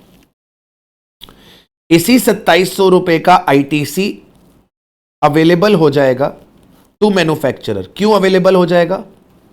क्योंकि यहां पे डिस्ट्रीब्यूटर ने मैन्युफैक्चरर को बिलिंग करी है. डिस्ट्रीब्यूटर यहां पर सप्लायर है, मैन्युफैक्चरर यहां पे रिसिपिएंट है. डिस्ट्रीब्यूटर ने मैन्युफैक्चरर के बिहाफ पे फ्री रिप्लेसमेंट करा है. डिस्ट्रीब्यूटर ने जो स्क्रीन का इस्तेमाल किया है उसका आईटीसी डिस्ट्रीब्यूटर को मिलेगा, और डिस्ट्रीब्यूटर ने जो मैन्युफैक्चरर को बिलिंग करी है इस 2700 रुपए के जीएसटी का आईटीसी मैन्युफैक्चरर को मिल जाएगा. Simple. Distributor replaces the part using the own stock और purchases from a third party. Distributor charges the manufacturer for the parts via tax invoice. GST is payable by the distributor on this supply and the manufacturer can claim the ITC. 2700 रुपए distributor को GST पे करना है और manufacturer को उसी 2700 का ITC मिल जाएगा. No ITC reversal is required for the distributor. Distributor ने रिप्लेस किया पार्ट 10,000 रुपए का अपने स्टॉक में से और मैन्युफैक्चरर को चार्ज कर लिया. यहां पे 10,000 पे जीएसटी पे करने की रिस्पॉन्सिबिलिटी डिस्ट्रीब्यूटर की आ जाएगी और एबीसी उसके ऊपर क्या कर लेगा? आईटीसी क्लेम कर लेगा. दूसरा, manufacturer provide the parts to the distributor for the warranty replacement. मतलब क्या हुआ? मतलब यह हुआ कि सर मैन्युफैक्चरर ने पहले पार्ट किसको दिया? मैन्युफैक्चरर ने पहले पार्ट्स दिए डिस्ट्रीब्यूटर को, और डिस्ट्रीब्यूटर ने उसी पार्ट्स का इस्तेमाल किया वारंटी सर्विसेज प्रोवाइड करने के लिए. मतलब डिस्ट्रीब्यूटर अपना स्टॉक मेंटेन करके नहीं चलता. कस्टमर वारंटी लेने के लिए किसके पास आता है? डिस्ट्रीब्यूटर के पास. और डिस्ट्रीब्यूटर क्या करता है? डिस्ट्रीब्यूटर मैन्युफैक्चरर के पास पार्ट की रिक्वेस्ट डाल देता है. मैन्युफैक्चरर जब डिस्ट्रीब्यूटर को पार्ट भिजवाता है तो डिस्ट्रीब्यूटर पार्ट को रिप्लेस करके वारंटी की सर्विसेज कस्टमर को दे देता है। इस पूरे ट्रांजैक्शन में कहीं पर कोई कंसिडरेशन इन्वॉल्व नहीं है। तो यहां पर डिस्ट्रीब्यूटर को इसका कोई आईटीसी नहीं मिलेगा, क्योंकि डिस्ट्रीब्यूटर ने यह पार्ट खरीदा थोड़े ना है, वारंटी के लिए प्रोवाइड करने को दिया गया है। मैन्युफैक्चरर को इस पार्ट का आईटीसी मिलेगा, मैन्युफैक्चरर को इस पार्ट का आईटीसी मिलेगा। मैन्युफैक्चरर को इसका आईटीसी रिप्लेस करने की जरूरत नहीं है। मैन्युफैक्चरर सप्लाई करता है part to the distributor for warranty replacement without charging any consideration. No GST is payable and no ITC reversal is required by the manufacturer. Distributor request करता है part from the manufacturer who sends them without charging any consideration. यहां पे कोई GST apply नहीं होगी, supply वाले chapter में भी देख लिया। एंड एबीसी लिमिटेड को अपने पास आईटीसी रिवर्स करने की जरूरत नहीं है।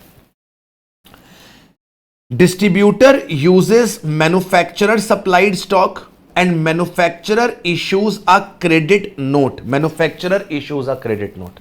समझो बात को, समझो बात को। वही वाला एग्जांपल लेते हैं कि एप्पल ने क्या किया मालिक, एप्पल ने क्या किया मालिक, एप्पल ने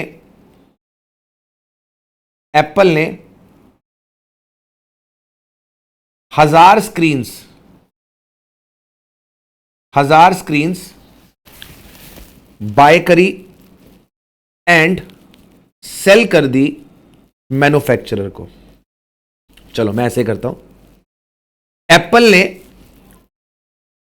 1000 स्क्रीन्स बाय करी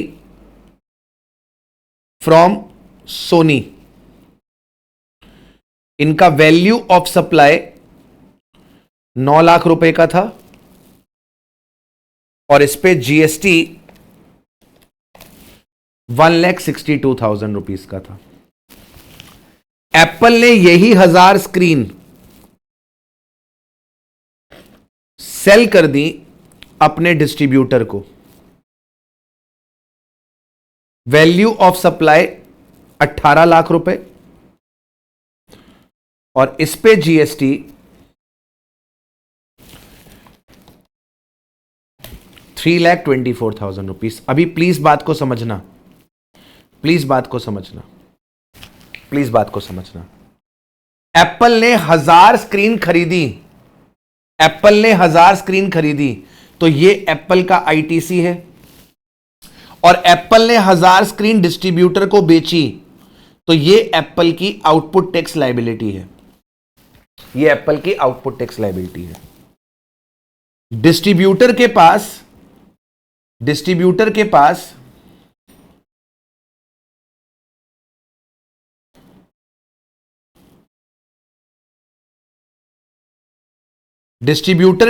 1000 स्क्रीन आ गई, डिस्ट्रीब्यूटर के पास 1000 स्क्रीन आ गई, डिस्ट्रीब्यूटर के स्टॉक में 1000 स्क्रीन आ गई, क्योंकि इसने एप्पल से 1000 स्क्रीन खरीदी। डिस्ट्रीब्यूटर ने 1000 स्क्रीन खरीदी तो डिस्ट्रीब्यूटर के पास 1000 स्क्रीन का स्टॉक आ गया। डिस्ट्रीब्यूटर ने इसका आईटीसी बुक कर लिया, डिस्ट्रीब्यूटर ने इसका आईटीसी बुक कर लिया 3,24,000, क्योंकि डिस्ट्रीब्यूटर ने एप्पल से ये 18 लाख रुपए का माल खरीदा और डिस्ट्रीब्यूटर ने एप्पल को 3,24,000 रुपए की पेमेंट करी। तो डिस्ट्रीब्यूटर ने अपने पास आईटीसी बुक कर लिया 3,24,000। इसी स्टॉक में से एक स्क्रीन डिस्ट्रीब्यूटर ने यूज कर ली in providing warranty service without consideration. इन्होंने एक स्क्रीन इस्तेमाल कर ली, इन्होंने एक स्क्रीन इस्तेमाल कर ली वारंटी सर्विसेज प्रोवाइड करने के लिए, वारंटी सर्विसेज प्रोवाइड करने के लिए। एंड एप्पल ने क्या करा, एप्पल ने इशू कर दिया एक स्क्रीन का क्रेडिट नोट। और जब एप्पल एक स्क्रीन का क्रेडिट नोट इशू करेगा तो एप्पल की एक स्क्रीन की आउटपुट टैक्स लायबिलिटी कम हो जाएगी, एक स्क्रीन की आउटपुट टैक्स लायबिलिटी कम हो जाएगी। 3,24,000 आउटपुट टैक्स लायबिलिटी है 1000 स्क्रीन की, तो एक स्क्रीन की कितनी होगी? 324 रुपए।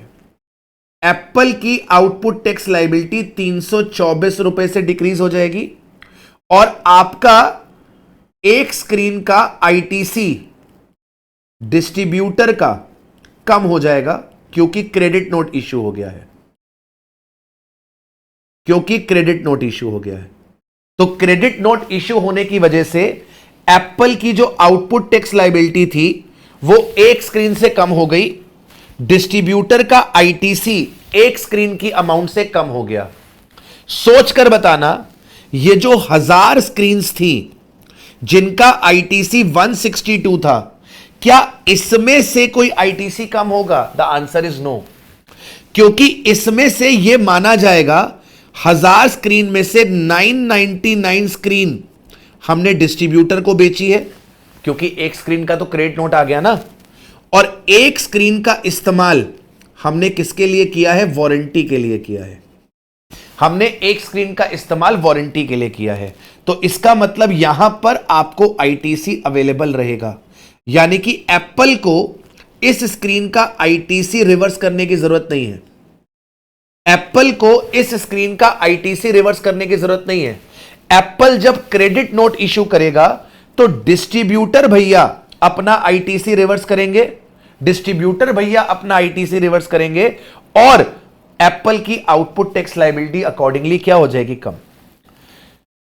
Distributor replaces the parts from the prior supplies by the manufacturer. 1000 screen आई थी, मैन्युफैक्चरर ने इशू कर दिया क्रेडिट नोट, एक स्क्रीन का क्रेडिट नोट, एडजस्ट कर लेगा tax liability as per 34(2) credit note के हिसाब से, provided the distributor reverses the ITC on the replaced part. तो डिस्ट्रीब्यूटर को अपना आईटीसी क्या करना पड़ेगा? रिवर्स करना पड़ेगा। एप्पल जब क्रेडिट नोट इशू करेगा तो डिस्ट्रीब्यूटर अपने एक स्क्रीन का आईटीसी क्या कर देगा? रिवर्स कर देगा। Example, distributor XYZ replaces a part worth of 5,000 from the previous supply received from ABC. ABC issues a credit note for the same. Tax liability is adjusted if XYZ reverses the ITC on the part. Manufacturer replenishes the distributor stock without consideration. तो यहां पर भी कोई problem नहीं है, यहां पर भी कोई प्रॉब्लम नहीं है, यहां पर भी कोई प्रॉब्लम नहीं है। यहां पर क्या होगा? जैसे मैंने अभी LG वाला एग्जांपल दिया था कि जो LG का डिस्ट्रीब्यूटर है, जो आपका LG का डिस्ट्रीब्यूटर है, इसने क्या किया? अपने स्टॉक में से कंप्रेसर रिप्लेस कर दिया। इसने अपने स्टॉक में से कंप्रेसर रिप्लेस कर दिया कस्टमर का। इसने कंप्रेसर रिप्लेस कर दिया बिना कंसिडरेशन के, क्योंकि वारंटी में था। यह पहले हुआ। बाद में LG ने इनको कंप्रेसर भिजवा दिया, बाद में LG ने इन्हें कंप्रेसर भिजवा दिया डिलीवरी चालान के थ्रू, डिलीवरी चालान के थ्रू। तो ना तो LG अपना आईटीसी रिवर्स करेगी, ना तो डिस्ट्रीब्यूटर अपना आईटीसी रिवर्स करेगा। डिस्ट्रीब्यूटर रिप्लेस कर रहा है part using his own stock and request the replacement from the manufacturer. Manufacturer replace करता है parts via delivery challan without charging the consideration. No GST is payable, no ITC reversal is required by the manufacturer. दिमाग में क्या डालना है? दिमाग में यह डालना है कि अगर अगर अगर अगर अगर अगर गुड्स का इस्तेमाल होता है, गुड्स का इस्तेमाल होता है वारंटी सर्विसेज को देने के लिए बिना कंसिडरेशन के, तो भाई साहब वहां पर आपको आईटीसी रिवर्स करने की जरूरत नहीं है। जो गुड्स वारंटी में इस्तेमाल होते हैं उनका आईटीसी कभी भी रिवर्स नहीं किया जाता है। इस चीज को दिमाग में रखना।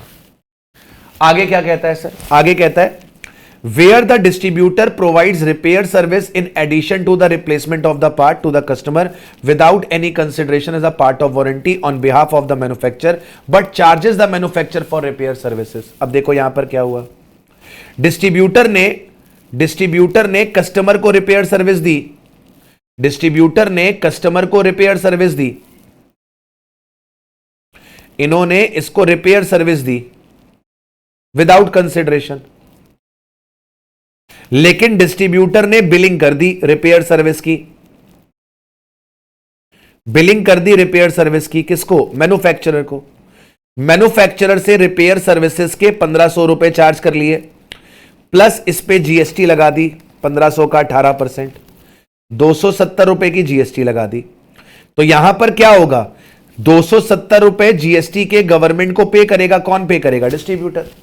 और इसी 270 का आईटीसी किसको मिल जाएगा, मैन्युफैक्चरर को। When the distributor provides the repair service to the customer as a part of warranty without charging the customer, but charges the manufacturer for this service through a tax invoice or debit note, it constitutes a supply of service. Manufacturer as the recipient of service is liable to pay GST on this supply. Furthermore, the manufacturer is eligible to claim the ITC on the GST paid for this repair service subject to the conditions specified under the CGST Act. तो manufacturer क्या करेगा, liable to pay GST। Manufacturer GST किसको पे करेगा, distributor को। Manufacturer GST किसको पे करेगा, डिस्ट्रीब्यूटर को। और बाद में उसी जीएसटी का वो क्या क्लेम कर लेगा, आईटीसी क्लेम कर लेगा। ठीक है जी, फिर वो उसी का आईटीसी यहां पर क्लेम कर लेगा। Okay report. तो ये हमने रिपेयर्स वाला पार्ट देख लिया, सप्लाई के पॉइंट ऑफ व्यू से भी, आईटीसी के पॉइंट ऑफ व्यू से। और मुझे ऐसा लगता है कि एग्जाम में इस रिपेयर वाले पॉइंट पे आप जरूर से क्वेश्चन देख रहे होंगे, राइट। चलिए, आईटीसी में अब एक अगली क्लैरिफिकेशन है, clarification on the time limit under section 16(4) of the CGST act in respect of RCM supplies received from unregistered person. 16(4) क्या है, 16(4) आपको बताता है time limit for claiming the ITC. Section 16(4) आपको क्या बताता है, 16(4) आपको बताता है time limit for claiming the ITC, कि आप आईटीसी कब तक क्लेम कर सकते हो। तो हमको पता है कि हम आईटीसी क्लेम कर सकते हैं नेक्स्ट फाइनेंशियल ईयर के 30 नवंबर तक, या फिर रिलेवेंट फाइनेंशियल ईयर के एनुअल रिटर्न की डेट तक।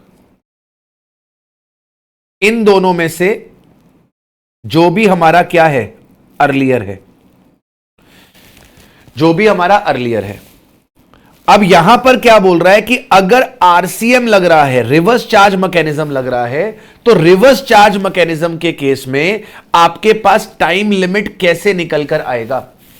तो बाबू आपको एक बात पता होगी, एक बात आपको पता होगी कि रिवर्स चार्ज के अंदर जब आरसीएम लगता है, जब आपका आरसीएम लगता है, तो सप्लायर जो होता है वो रिसिपिएंट से केवल और केवल वैल्यू ऑफ सप्लाई रिकवर करता है, और वैल्यू ऑफ सप्लाई को रिकवर करने के लिए वो अपने पास बिल ऑफ सप्लाई इशू करता है, टैक्स इनवॉइस इशू नहीं करता। रिसिपिएंट खुद को टैक्स इनवॉइस इशू करता है, रिसिपिएंट खुद को टैक्स इनवॉइस इशू करता है, और इसी टैक्स इनवॉइस के बेसिस पर वो गवर्नमेंट को जीएसटी पे करता है, और उसी टैक्स इनवॉइस के बेसिस पर वो अपने पास आईटीसी क्लेम करता है। तो लॉ मेकर कह रहा है, लॉ मेकर कह रहा है कि आप आईटीसी कब तक क्लेम कर सकते हो, यह डिपेंड करेगा कि आप टैक्स इनवॉइस कब इशू करते हो। आप टैक्स इनवॉइस कब इशू करते हो।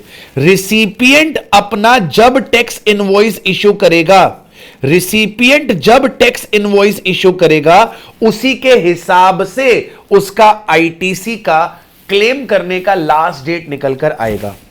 जैसे मान लीजिए मैंने सप्लाई रिसीव करी, मैंने सप्लाई रिसीव करी ऑन 15 मार्च 24। 15 मार्च 24 किस में आता है, 23-24 में आता है। यह सप्लाई आरसीएम में कवर्ड थी, यह सप्लाई आरसीएम में कवर्ड थी, और मैंने इसका टैक्स इनवॉइस इशू किया, मैंने इसका टैक्स इनवॉइस इशू किया ऑन 15 मई 24। 15 मई 24 किस में आता है, 24-25 में आता है। तो बाबू इस टैक्स इनवॉइस का आईटीसी क्लेम करने का लास्ट डेट क्या होगा? इसका आईटीसी क्लेम करने का लास्ट डेट होगा नेक्स्ट फाइनेंशियल ईयर की 30 नवंबर। नेक्स्ट फाइनेंशियल ईयर कौन सा होगा?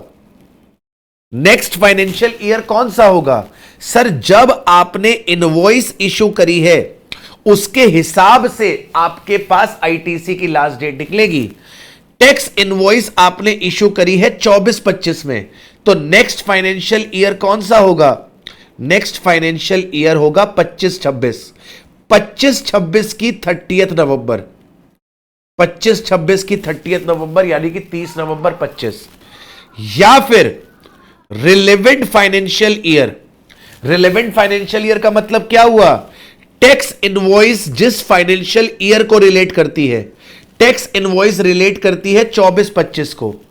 24-25 की एनुअल रिटर्न की डेट, 24-25 की एनुअल रिटर्न की डेट, इन दोनों में जो भी अर्लियर है, इन दोनों में जो भी आपका अर्लियर है। देखिए, for the supplies receive from unregistered person under the reverse charge mechanism. मतलब सप्लायर कौन है? सप्लायर अनरजिस्टर्ड है, क्योंकि उसकी सप्लाई आरसीएम में आती है, उसकी सप्लाई आरसीएम में आती है, तो सप्लायर यहां पे क्या है? सप्लायर यहां पे अनरजिस्टर्ड पर्सन है। रिसिपिएंट यहां पे कौन है? रजिस्टर्ड पर्सन है। इसको सेक्शन 24 में कंपलसरी रजिस्ट्रेशन लेना पड़ा होगा। तो रिसिपिएंट को यहां पर क्या करनी है? टैक्स इनवॉइस इशू करनी है। For the supplies received from the unregistered person under the reverse charge, where the recipient is required to issue the invoice. Recipient is required to issue the invoice. Time limit for the availment of ITC section 16(4) will be based on the financial year in which the recipient issues the invoice under section 31(3)(f), provided the tax on supply is paid by the recipient and all the condition of section 16 and 17 are met. तो ITC claim करने के लिए क्या relevant है? Sir, ITC claim करने के लिए relevant है कि आपने टैक्स इनवॉइस कौन से फाइनेंशियल ईयर में इशू किया है। आपने टैक्स इनवॉइस कौन से फाइनेंशियल ईयर में इशू किया है, वो आपके लिए रिलेवेंट है आईटीसी क्लेम करने के लिए। तो भले आपको सप्लाई 23-24 में मिली थी, आपने इसका इनवॉइस 24-25 में इशू किया, तो सर आपकी टाइम लिमिट 24-25 के हिसाब से चलेगी। अगले फाइनेंशियल ईयर की 30 नवंबर, 24-25 के बाद अगला फाइनेंशियल ईयर 25-26 में आएगा, 25-26 की 30 नवंबर यानी कि 30 नवंबर 25। या फिर रिलेवेंट फाइनेंशियल ईयर जिस ईयर में आपने इनवॉइस इशू करी है उसकी एनुअल रिटर्न की डेट। ठीक है? अच्छा सर, हमें टैक्स इनवॉइस इशू कब तक करना होता है? रिसिपिएंट को टैक्स इनवॉइस कब तक इशू करना होता है? रिसिपिएंट को टैक्स इनवॉइस इशू करना होता है टाइम ऑफ सप्लाई की डेट तक। अगर टाइम ऑफ सप्लाई के बाद आपने इनवॉइस इशू किया तो वहां पर आपके ऊपर इंटरेस्ट की ऑब्लिगेशन निकलकर आ जाएगी। बात को समझना। आपके आरसीएम का टाइम ऑफ सप्लाई कहां बताया गया है? आरसीएम का टाइम ऑफ सप्लाई गुड्स का बताया गया है 12(3) में और सर्विसेज का बताया गया है 13(3) में। तो जो टाइम ऑफ सप्लाई निकलता है ना आरसीएम का, जो टाइम ऑफ सप्लाई निकलता है आरसीएम का, वही ड्यू डेट ऑफ इनवॉइस भी है, वही ड्यू डेट ऑफ इनवॉइस भी है फॉर रिसिपिएंट। रिसिपिएंट को इनवॉइस भी इसी डेट तक इशू करनी है। 12(3) और 13(3) के हिसाब से जो टाइम ऑफ सप्लाई है वही ड्यू डेट ऑफ इनवॉइस भी है। अगर इस डेट तक रिसिपिएंट ने इनवॉइस इशू नहीं करी, if the recipient issues the invoice after the time of supply, if recipient issues the invoice after the time of supply, तो उस केस में वो लायबल होगा to pay interest for the delayed tax payment, may also face penal action under section 122 of the CGST act. ठीक है? मोटी मोटी चीज ये वाली एडजस्टमेंट भी इंपॉर्टेंट लग रही है मुझे, ये भी आपके एग्जाम में आ सकती है, ये वाली भी आपकी क्लैरिफिकेशन एग्जाम में आ सकती है कि सर रिवर्स चार्ज के अंदर रिसिपिएंट जिस ईयर में टैक्स इनवॉइस को इशू करेगा, आपका आईटीसी क्लेम करने का लास्ट डेट उसी ईयर के बेसिस पर रेकन किया जाएगा। इसके बाद एक अगला छोटा सा क्लैरिफिकेशन आया है। आप देखते होंगे कि जियो हो गया, एयरटेल हो गया, या और कोई भी इंटरनेट सर्विस प्रोवाइडर है, वो अपनी ऑप्टिकल फाइबर बिछाता है रोड्स में, और उसके लिए वो रोड के साइड पर क्या करता है, गड्ढा करता है, अपना एक डक्ट डालता है, और डक्ट डालने के बाद जगह जगह पर वो अपने पास मैन होल्स प्रोवाइड करता है, ढक्कन लगाए जाते हैं जिसको खोल के कोई बंदा अंदर जा सकता है और चेक कर सकता है कि कहीं पर तार का डैमेज तो नहीं है। मतलब रिपेयरिंग पर्पस के लिए मैन होल्स बनाए जाते हैं। देखा होगा आपने कि सर ये आपकी रोड है, ये अगर आपकी रोड है तो रोड के साइड पर यहां पर गड्ढा किया जाता है, और यहां पर गड्ढा करने के बाद यहां पर तारें डाल दी जाती हैं, यहां पर तारें डाल दी जाती हैं, ऑप्टिकल फाइबर्स यहां पर डाल दी जाती हैं, और जगह जगह पर एक मैन होल्स के लिए थोड़ी सी जगह दे दी जाती है, ताकि कभी भी अगर इन वायर्स को रिपेयर करना हो तो इन मैन होल्स के जरिए हम अंदर जा सके और चेक कर सके कहां से तार क्या है, डैमेज्ड है, कहां से रिपेयरिंग हमको प्रोवाइड करनी है। तो सर ये जो डक्ट डाली जाती है या फिर जो ये मैन होल्स लगाए जाते हैं, क्या इनका आईटीसी टेलीकम्युनिकेशन कंपनी ले सकती है? तो इस पे क्लैरिफिकेशन आया कि ये जो डक्ट का इस्तेमाल होता है और ये जो मैन होल्स बनाए जाते हैं, इनका आईटीसी ले सकते हैं। ये प्लांट एंड मशीनरी की डेफिनेशन का पार्ट है, ये प्लांट एंड मशीनरी का पार्ट है। ITC on duct and manhole used in the network of optical fiber for providing the telecommunication service is not restricted under section 17(5). Duct and manholes को plant and machinery माना जाएगा और यहां पर इसका ITC ले लिया जाएगा। These components are not excluded from the definition of plant and machinery। ये प्लांट एंड मशीनरी की डेफिनेशन से एक्सक्लूड नहीं करे गए, देयरफॉर इनका आईटीसी आपको क्या कर दिया जाएगा, अलाउ कर दिया जाएगा। ठीक है। इसके बाद सप्लाई वाले चैप्टर में ही एक छोटी सी क्लैरिफिकेशन है। Clarification on the taxability of shares held in the subsidiary company by the holding company. अगर होल्डिंग कंपनी सब्सिडरी कंपनी में शेयर्स होल्ड करती है तो क्या यह कोई सर्विस है? नहीं, शेयर होल्ड करना कोई सर्विस नहीं है। अगर आप सब्सी कंपनी में शेयर्स खरीद रहे हो या फिर बेच रहे हो तो यह ट्रांजैक्शन इन सिक्योरिटीज है, और ट्रांजैक्शन इन सिक्योरिटीज के ऊपर कोई भी जीएसटी एप्लीकेबल नहीं होता। Activity of holding of shares of subsi company by the holding company can not be treated as supply of service as holding company to the said company and can not be taxed under GST, क्योंकि यह transaction in security है। ठीक है। अच्छा, एक छोटा सा clarification place of supply में भी आया है। जैसे कई बार आपने भी किया होगा, जैसे आप अमेज़न पे जाते हो और अमेज़न में जाकर आप एक बढ़िया सा मोबाइल फोन पसंद करते हो अपनी महिला मित्र के लिए। आप बढ़िया सा मोबाइल फोन पसंद करते हो महिला मित्र के लिए। आप जब पेमेंट वाले पेज पे आते हो तो पेमेंट वाले पेज पे आपसे एक बिलिंग एड्रेस मांगा जाता है और एक आपसे डिलीवरी एड्रेस मांगा जाता है। बिलिंग एड्रेस मान लो आप यूपी का दे देते हो और डिलीवरी एड्रेस मान लो आपकी महिला मित्र एमपी में रहती है। आप किधर रहते हो? आप नोएडा में रहते हो। आपकी महिला मित्र इंदौर में रहती है। तो आप क्या करते हो सर? आप मोबाइल फोन की डिलीवरी कहां पर करवाते हो? एमपी इंदौर में करवाते हो, और बिलिंग आप अपने पास करवाते हो। मतलब मोबाइल का बिल आपके पास आएगा और मोबाइल जिसके पास आपका दिल है यानी कि एमपी इंदौर में चला जाएगा। तो यहां पर प्लेस ऑफ सप्लाई क्या होगी? मान लो मोबाइल फोन का जो सप्लायर है, वो नोएडा का ही है, मोबाइल फोन का जो सप्लायर है जो अमेज़न पे लिस्टेड है वो किधर का है? नोएडा का है। तो लॉ मेकर कह रहा है कि यहां पर जहां पर बिलिंग एड्रेस और डिलीवरी एड्रेस अलग अलग हैं, तो हम यहां पर प्लेस ऑफ सप्लाई किसको मान के चलेंगे? हम प्लेस ऑफ सप्लाई मान के चलेंगे जहां पर गुड्स की डिलीवरी करी गई है, बिलिंग से हमें मतलब नहीं है।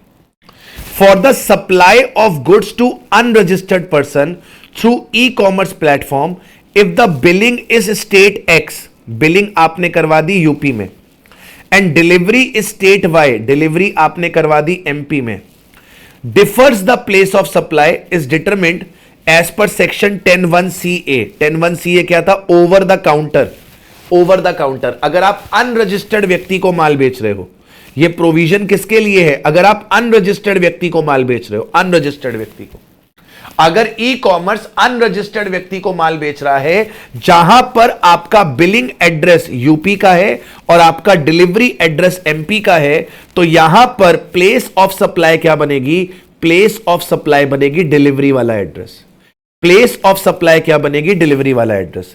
The supplier should record the delivery address as the recipient address on the invoice to determine the correct place of supply. तो इन शॉर्ट, अगर अनरजिस्टर्ड व्यक्ति ई कॉमर्स पर माल खरीद रहा है जहां पर बिलिंग एड्रेस और डिलीवरी एड्रेस अलग अलग है, तो प्लेस ऑफ सप्लाई हमेशा क्या बनेगी? प्लेस ऑफ सप्लाई हमेशा डिलीवरी वाला एड्रेस बनेगी। सर अगर मान लीजिए सर जो कस्टमर है वो रजिस्टर्ड है, तो उस केस में क्या होगा? बेटा उस केस में तो आपका 10(1)(a) लगेगा ना। गुड्स का मूवमेंट हो रहा है, जहां पर मूवमेंट टर्मिनेट होगी that will be the place of supply. Obviously movement जाकर कहां पर टर्मिनेट होगी? एमपी इंदौर में, वहां पर भी आपका प्लेस ऑफ सप्लाई क्या बनेगा? एमपी इंदौर। अगर रजिस्टर्ड होगा कस्टमर, अगर कस्टमर रजिस्टर्ड होगा तो 10(1)(a) लगेगा, जहां पर मूवमेंट टर्मिनेट होगी that will be the place of supply. लेकिन अगर कस्टमर अनरजिस्टर्ड है तो वहां पर 10(1)(c)(a) लगता है, और जो सप्लायर के रिकॉर्ड में एड्रेस होता है वो प्लेस ऑफ सप्लाई बनती है।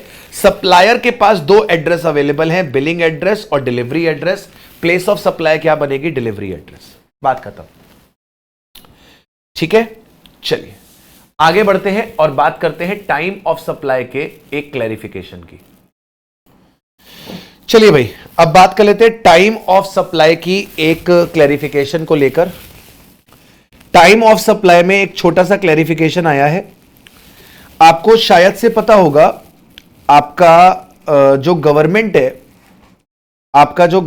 है वो अक्सर इंफ्रास्ट्रक्चर डेवलपमेंट के लिए प्राइवेट कंपनीज के साथ एक एग्रीमेंट में जाती है, जिसको हम बिल्ड, ऑपरेट एंड ट्रांसफर बोलते हैं।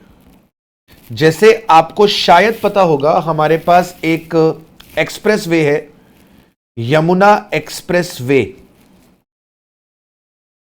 यमुना एक्सप्रेस वे, ये एक्सप्रेस वे नोएडा आगरा को कनेक्ट करता है। इंडिया का सबसे पहला जो एक्सप्रेस वे था वो यही था, और इसको किसने बनाया है? इसको बनाया है जेपी कंपनी है एक। जेपी कंपनी ने इस यमुना एक्सप्रेस वे को बनाया है, मतलब कि प्राइवेट कंपनी ने ये एक्सप्रेस वे बनाया है। अब इसमें होता क्या है, ये एक्सप्रेस वे को बिल्ड करने की रिस्पॉन्सिबिलिटी जेपी की, इसको ऑपरेट करने की रिस्पॉन्सिबिलिटी भी जेपी की। यानी कि एक्सप्रेस वे से आने वाला रेवेन्यू किसके पास जाता है? जेपी के पास जाता है, और जेपी को उसी रेवेन्यू से इस एक्सप्रेस वे का रिपेयर मेंटेनेंस करवाना पड़ता है। कुछ समय तक ये एक्सप्रेस वे को ऑपरेट कौन करेगा? जेपी करेगा। And after a certain period ये आपका एक्सप्रेस वे ट्रांसफर कर दिया जाएगा किसको? गवर्नमेंट को। इसको बोलते हैं बिल्ड, ऑपरेट एंड ट्रांसफर। इसमें गवर्नमेंट का और प्राइवेट कंपनीज का एक पार्टनरशिप होता है, एक एग्रीमेंट होता है, जिसमें पैसा सर्टेन टाइम पीरियड के लिए प्राइवेट सेक्टर लगाता है। प्राइवेट सेक्टर उससे अपना रिटर्न जनरेट करता है 15-20 साल तक, और आफ्टर 15-20 ईयर्स सर वो इंफ्रास्ट्रक्चर वाली जो असेट होती है, हाईवे हो सकता है, कोई ब्रिज हो सकता है, कोई एक्सप्रेसवे हो सकता है, वो किसके पास चला जाता है? गवर्नमेंट के पास चला जाता है। ठीक है, इसके ऊपर क्लैरिफिकेशन आया है कि यहां पर टाइम ऑफ सप्लाई क्या होगी, यहां पर जीएसटी किस तरीके से लगने वाली है। Clarification on the time of supply in respect of supply of service of construction of road and maintenance thereof of national highway projects of national highway authority of India in hybrid annuity mode और model. Under the hybrid annuity mode model of National Highway Authority of India, the concessionaire has to construct the new road and provide the operation and maintenance of the same, which is generally over a period of 15 to 17 years, and the payment of the same is spread over the years. What is the time of supply for the purpose of payment of tax on the said service under the HAM model? यानी कि कंसेशनियर का मतलब यहां पर क्या है? कंसेशनियर का मतलब यहां पर क्या है? एक प्राइवेट कंपनी। एक प्राइवेट कंपनी क्या करने वाली है? कंस्ट्रक्ट करने वाली है एक नई रोड। किसके लिए? NHAI के लिए। पैसा कौन लगाएगी? ये प्राइवेट कंपनी लगाएगी। और इसका ऑपरेशन और मेंटेनेंस भी किसके पास रहेगा? इस कंसेशनियर के पास रहेगा, प्राइवेट कंपनी के पास रहेगा। और एक सर्टेन टाइम पीरियड के बाद कंसेशनियर इस हाईवे को, इस रोड को किसको हैंडओवर कर देगा? गवर्नमेंट को हैंडओवर कर देगा। In a hybrid annuity model, contract under the national highway authority of India involving design, build, operate and transfer of highways, the concessionaire undertake both construction and operation and maintenance. The contract is treated as a single continuous supply of service. हम लोगों ने continuous supply of service पढ़ा था ना time of supply वाले chapter में, तो इसको क्या माना जाएगा? कॉन्टिन्यूअस सप्लाई ऑफ सर्विस माना जाएगा। It includes construction and maintenance which is spread over the contract period. Contract period 15 से 20 साल का हो सकता है। तो 15 से 20 साल तक वो प्राइवेट कंपनी किसको सर्विसेज प्रोवाइड कर रही है? वो सर्विसेज प्रोवाइड कर रही है गवर्नमेंट को। With the staggered payments based on the milestones और time interval, milestones बांध दिए जाते हैं और milestones के completion होने पर गवर्नमेंट क्या करती है? पेमेंट करती है प्राइवेट कंपनीज को, कंसेशनियर को। GST liability will arise on the issuance of the invoice or the receipt of payment whichever is earlier। जब आप इनवॉइस इशू करोगे या फिर जब आपको पेमेंट मिलेगी, दोनों में जो अर्लियर है तब आपका टाइम ऑफ सप्लाई बनेगा। लेकिन अगर आपने इनवॉइस इशू नहीं करा with in the specified time, specified time क्या होगा? स्पेसिफाइड टाइम क्या होगा? ड्यू डेट क्या बनेगी? ड्यू डेट बनेगी कंप्लीशन ऑफ इवेंट। आपको इनवॉइस कब तक इशू करनी है? आपको इनवॉइस इशू करनी है कंप्लीशन ऑफ इवेंट तक। और अगर आपने कंप्लीशन ऑफ इवेंट तक इनवॉइस इशू नहीं करा तो उस केस में जीएसटी लायबिलिटी कब अराइज होगी? जो ड्यू डेट था पेमेंट का एज पर कॉन्ट्रैक्ट, या फिर जिस दिन आपको पेमेंट रिसीव होती है, दोनों में जो भी आपका अर्लियर है, दोनों में जो भी आपका अर्लियर है। तो ड्यू डेट तक इनवॉइस इशू कर दिया तो इनवॉइस का डेट और पेमेंट का डेट विचएवर इज अर्लियर, और इनवॉइस आपने ड्यू डेट पर इशू नहीं करा तो जो पेमेंट का ड्यू डेट था या फिर जो रिसीट का डेट था, दोनों में जो अर्लियर है वो आपके लिए टाइम ऑफ सप्लाई बन जाएगा। अगर आपका कोई इंटरेस्ट भी इंक्लूड होता है तो वो भी आपके लिए क्या बन जाएगा सर? वो भी आपके लिए टैक्सेबल सप्लाई का पार्ट बन जाएगा। सेक्शन 15(2)D, मतलब कि अगर पेमेंट लेट आती है और आप इंटरेस्ट चार्ज करते हो, पेमेंट लेट आती है और आप इंटरेस्ट चार्ज करते हो, तो वो इंटरेस्ट वैल्यू ऑफ सप्लाई का ही पार्ट बनता है। एग्जाम्पल देखिए, एग्जाम्पल से बेहतर समझेगा।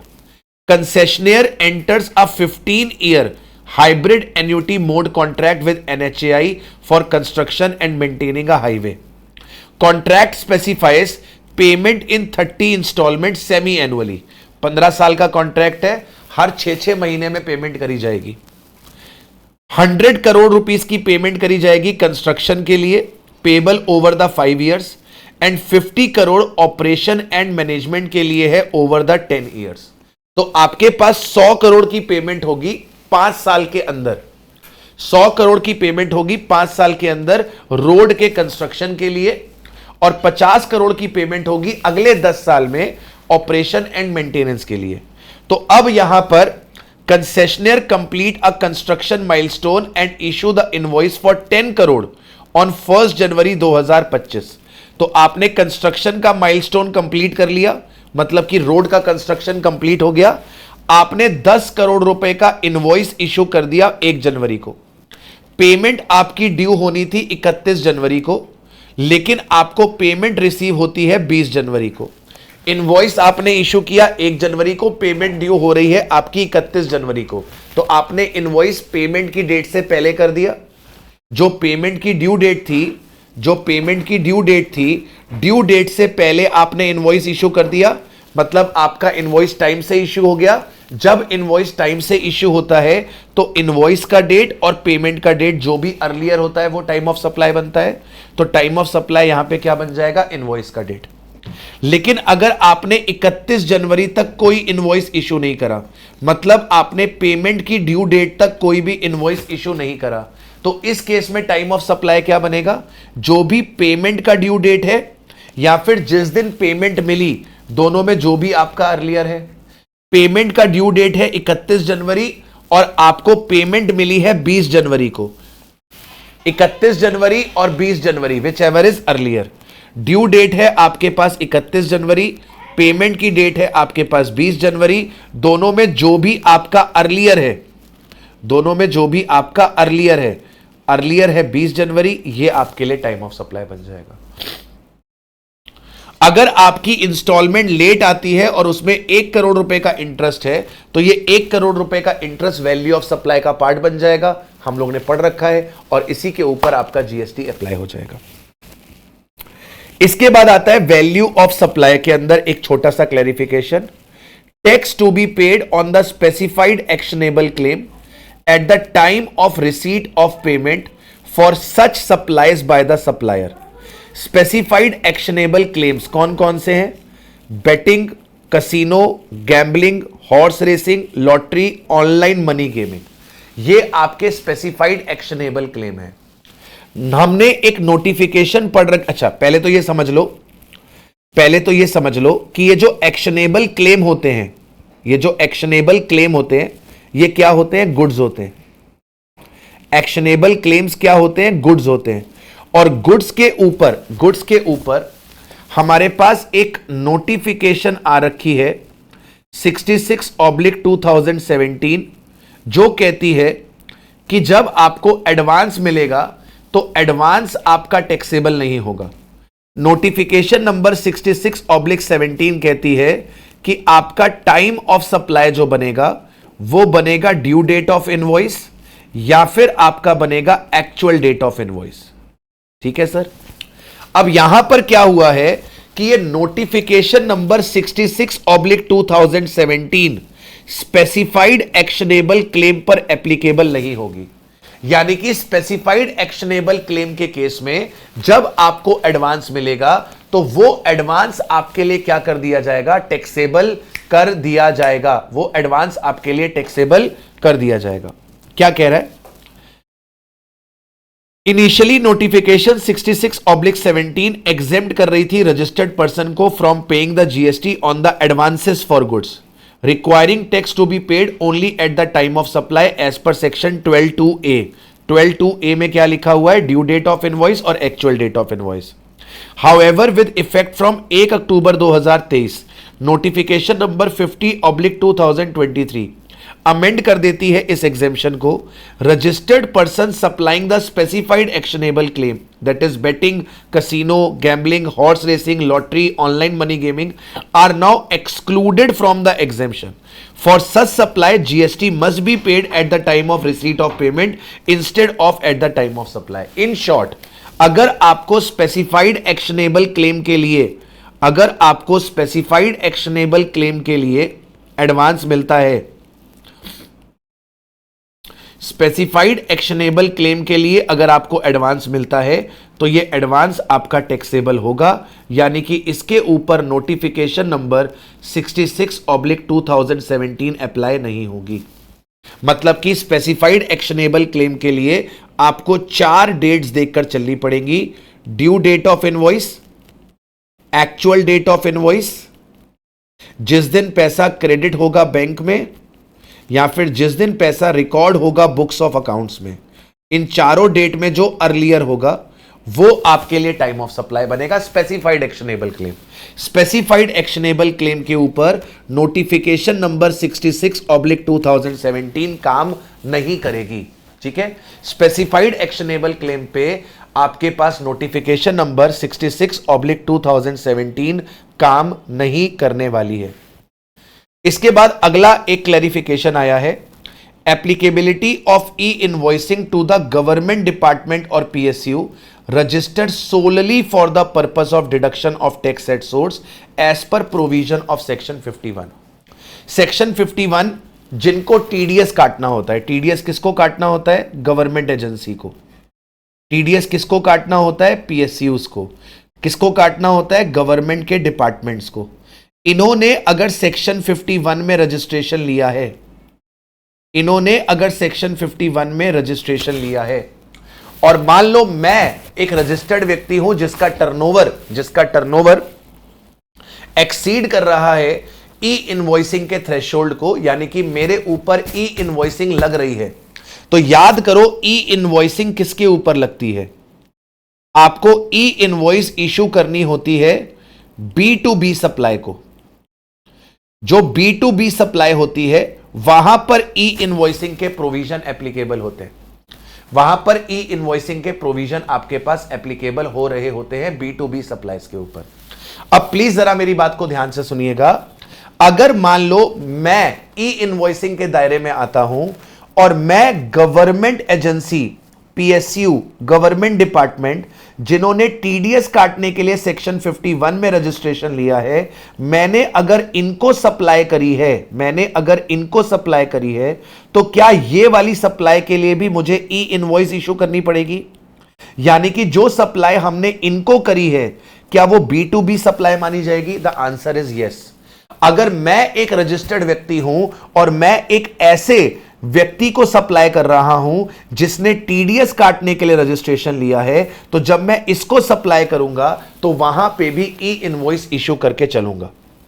ई invoicing is mandatory for the supplies made by the registered person whose turnover exceed the prescribed threshold even when supplying to the government department, establishment, government agency, local authority, PSU that are registered solely for the purpose of TDS deduction.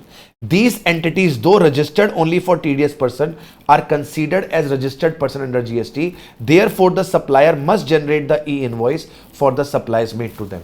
In short, अगर मेरे ऊपर ई invoicing के provision लग रहे हैं, मेरा turnover exceed कर रहा है ई इनवॉइसिंग के थ्रेशोल्ड को, तो जब मैं गवर्नमेंट डिपार्टमेंट्स, पीएसयूज जिन्होंने टीडीएस काटने के लिए सेक्शन 51 में रजिस्ट्रेशन लिया है, मैं इनको सप्लाई करूंगा तो मैं वहां पे ई इनवॉइस को इशू करके चलूंगा।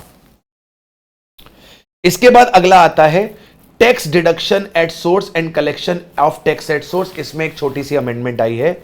आपको पता है, हमने क्लास में भी पढ़ा है कि सर आपके पास अगर आप गुड्स के या फिर सर्विसेज के सप्लायर हो, अगर आप गुड्स के या फिर सर्विसेज के सप्लायर हो,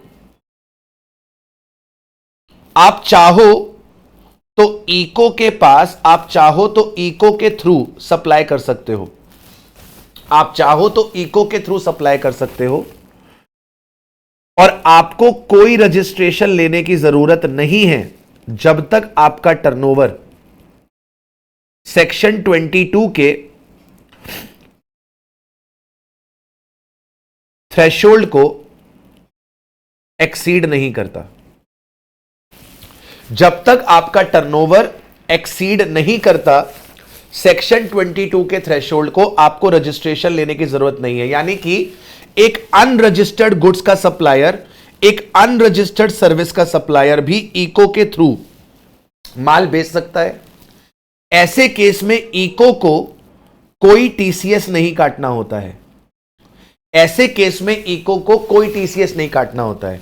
मतलब अगर इको अनरजिस्टर्ड गुड्स के सप्लायर का माल बेच रहा है, अगर इको अनरजिस्टर्ड सर्विसेज के सप्लायर का माल बेच रहा है, तो इको को कोई भी टीसीएस नहीं काटना होता है। इको को अपनी आउटवर्ड सप्लाईज की डिटेल जो इको के थ्रू हुई हैं वो जीएसटीआर 8 में देनी होती है। तो इको जीएसटीआर 8 के अंदर वही इंफॉर्मेशन प्रोवाइड करेगा जो रजिस्टर्ड व्यक्ति के पास जाएगी। क्या बोल रहा है? Unregistered supplier of service and now unregistered supplier of goods also are allowed to make supplies through ECO till the time their turnover does not exceed the prescribed threshold limit of section 22. Unregistered supplier of goods और services ECO के through माल बेच सकते हैं जब तक उनका turnover section 22 के threshold को एक्सीड नहीं करता। रूल 61 को अमेंड करा गया to clearly bring out that the details of the TCS furnished by the ECO shall be made available only to the registered supplier as the supplies by the unregistered person do not attract the TCS. अब ECO को क्या करना होता है sir? ECO को अपना GSTR 8 भरना होता है। GSTR 8 के अंदर ECO बताता है कि मेरे थ्रू कितनी सप्लाईज करी हैं, कितनी रजिस्टर्ड ने करी है, कितनी अनरजिस्टर्ड ने करी है। जीएसटीआर 8 का ऑटो पॉपुलेशन 8A में होगा और 8A का ऑटो पॉपुलेशन किसको दिखाई देगा? ये केवल रजिस्टर्ड व्यक्ति को दिखाई देगा। बात खत्म। ये इतना इंपॉर्टेंट नहीं है, आप चाहो तो इसको इग्नोर भी कर देना। इन शॉर्ट वो बस इतना कहना चाहता है कि इको जो जीएसटीआर 8 भरेगा, इको जो जीएसटीआर 8 भरेगा, वो जीएसटीआर 8 किसको विजिबल करवाया जाएगा? केवल रजिस्टर्ड पर्सन को विजिबल करवाया जाएगा। अनरजिस्टर्ड पर्सन को जीएसटीआर 8 विजिबल नहीं करवाया जाएगा, क्योंकि अनरजिस्टर्ड पर्सन का जीएसटी में रजिस्ट्रेशन ही नहीं है, तो उसको जीएसटीआर 8 विजिबल नहीं होगा। जीएसटीआर 8 जो इको भरेगा, इसमें रजिस्टर्ड व्यक्ति की भी डिटेल होगी, इसमें अनरजिस्टर्ड व्यक्ति की भी डिटेल होगी, लेकिन जीएसटीआर 8 विजिबल किसको करवाया जाएगा? केवल रजिस्टर्ड पर्सन को विजिबल करवाया जाएगा, अनरजिस्टर्ड को नहीं करवाया जाएगा। उतना इंपॉर्टेंट नहीं है, आप चाहो तो इसको इग्नोर कर देना, आप चाहो तो इसे इग्नोर कर देना। मेन इसके अंदर जो मुझे लगता है कि इस अमेंडमेंट से जो आएगा आपके एग्जाम में, वो वारंटी वाला ही पॉइंट निकल कर आएगा, वो मेन है। अदर देन दैट आप इसको एक बारी पूरा रीड कर लेना, उतना टफ नहीं है, आराम से आप कर लोगे। बाकी जो अमेंडमेंट आपको आईसीआई बुकलेट में दिख रही हैं, वो हमने ऑलरेडी क्लास में कवर कर रखी है, इसीलिए मैंने उसे अमेंडमेंट लेक्चर में नहीं डाला है। आप उनके लिए मैराथन सेशन को रेफर कर लीजिएगा, वहां से चीजों को रिवाइज कर लीजिएगा, उसके बाद ये अमेंडमेंट वीडियो को देख लीजिएगा। You will be completely prepare for the upcoming exam. All the very best. Till then, take care of yourself. Bye bye. See you guys soon.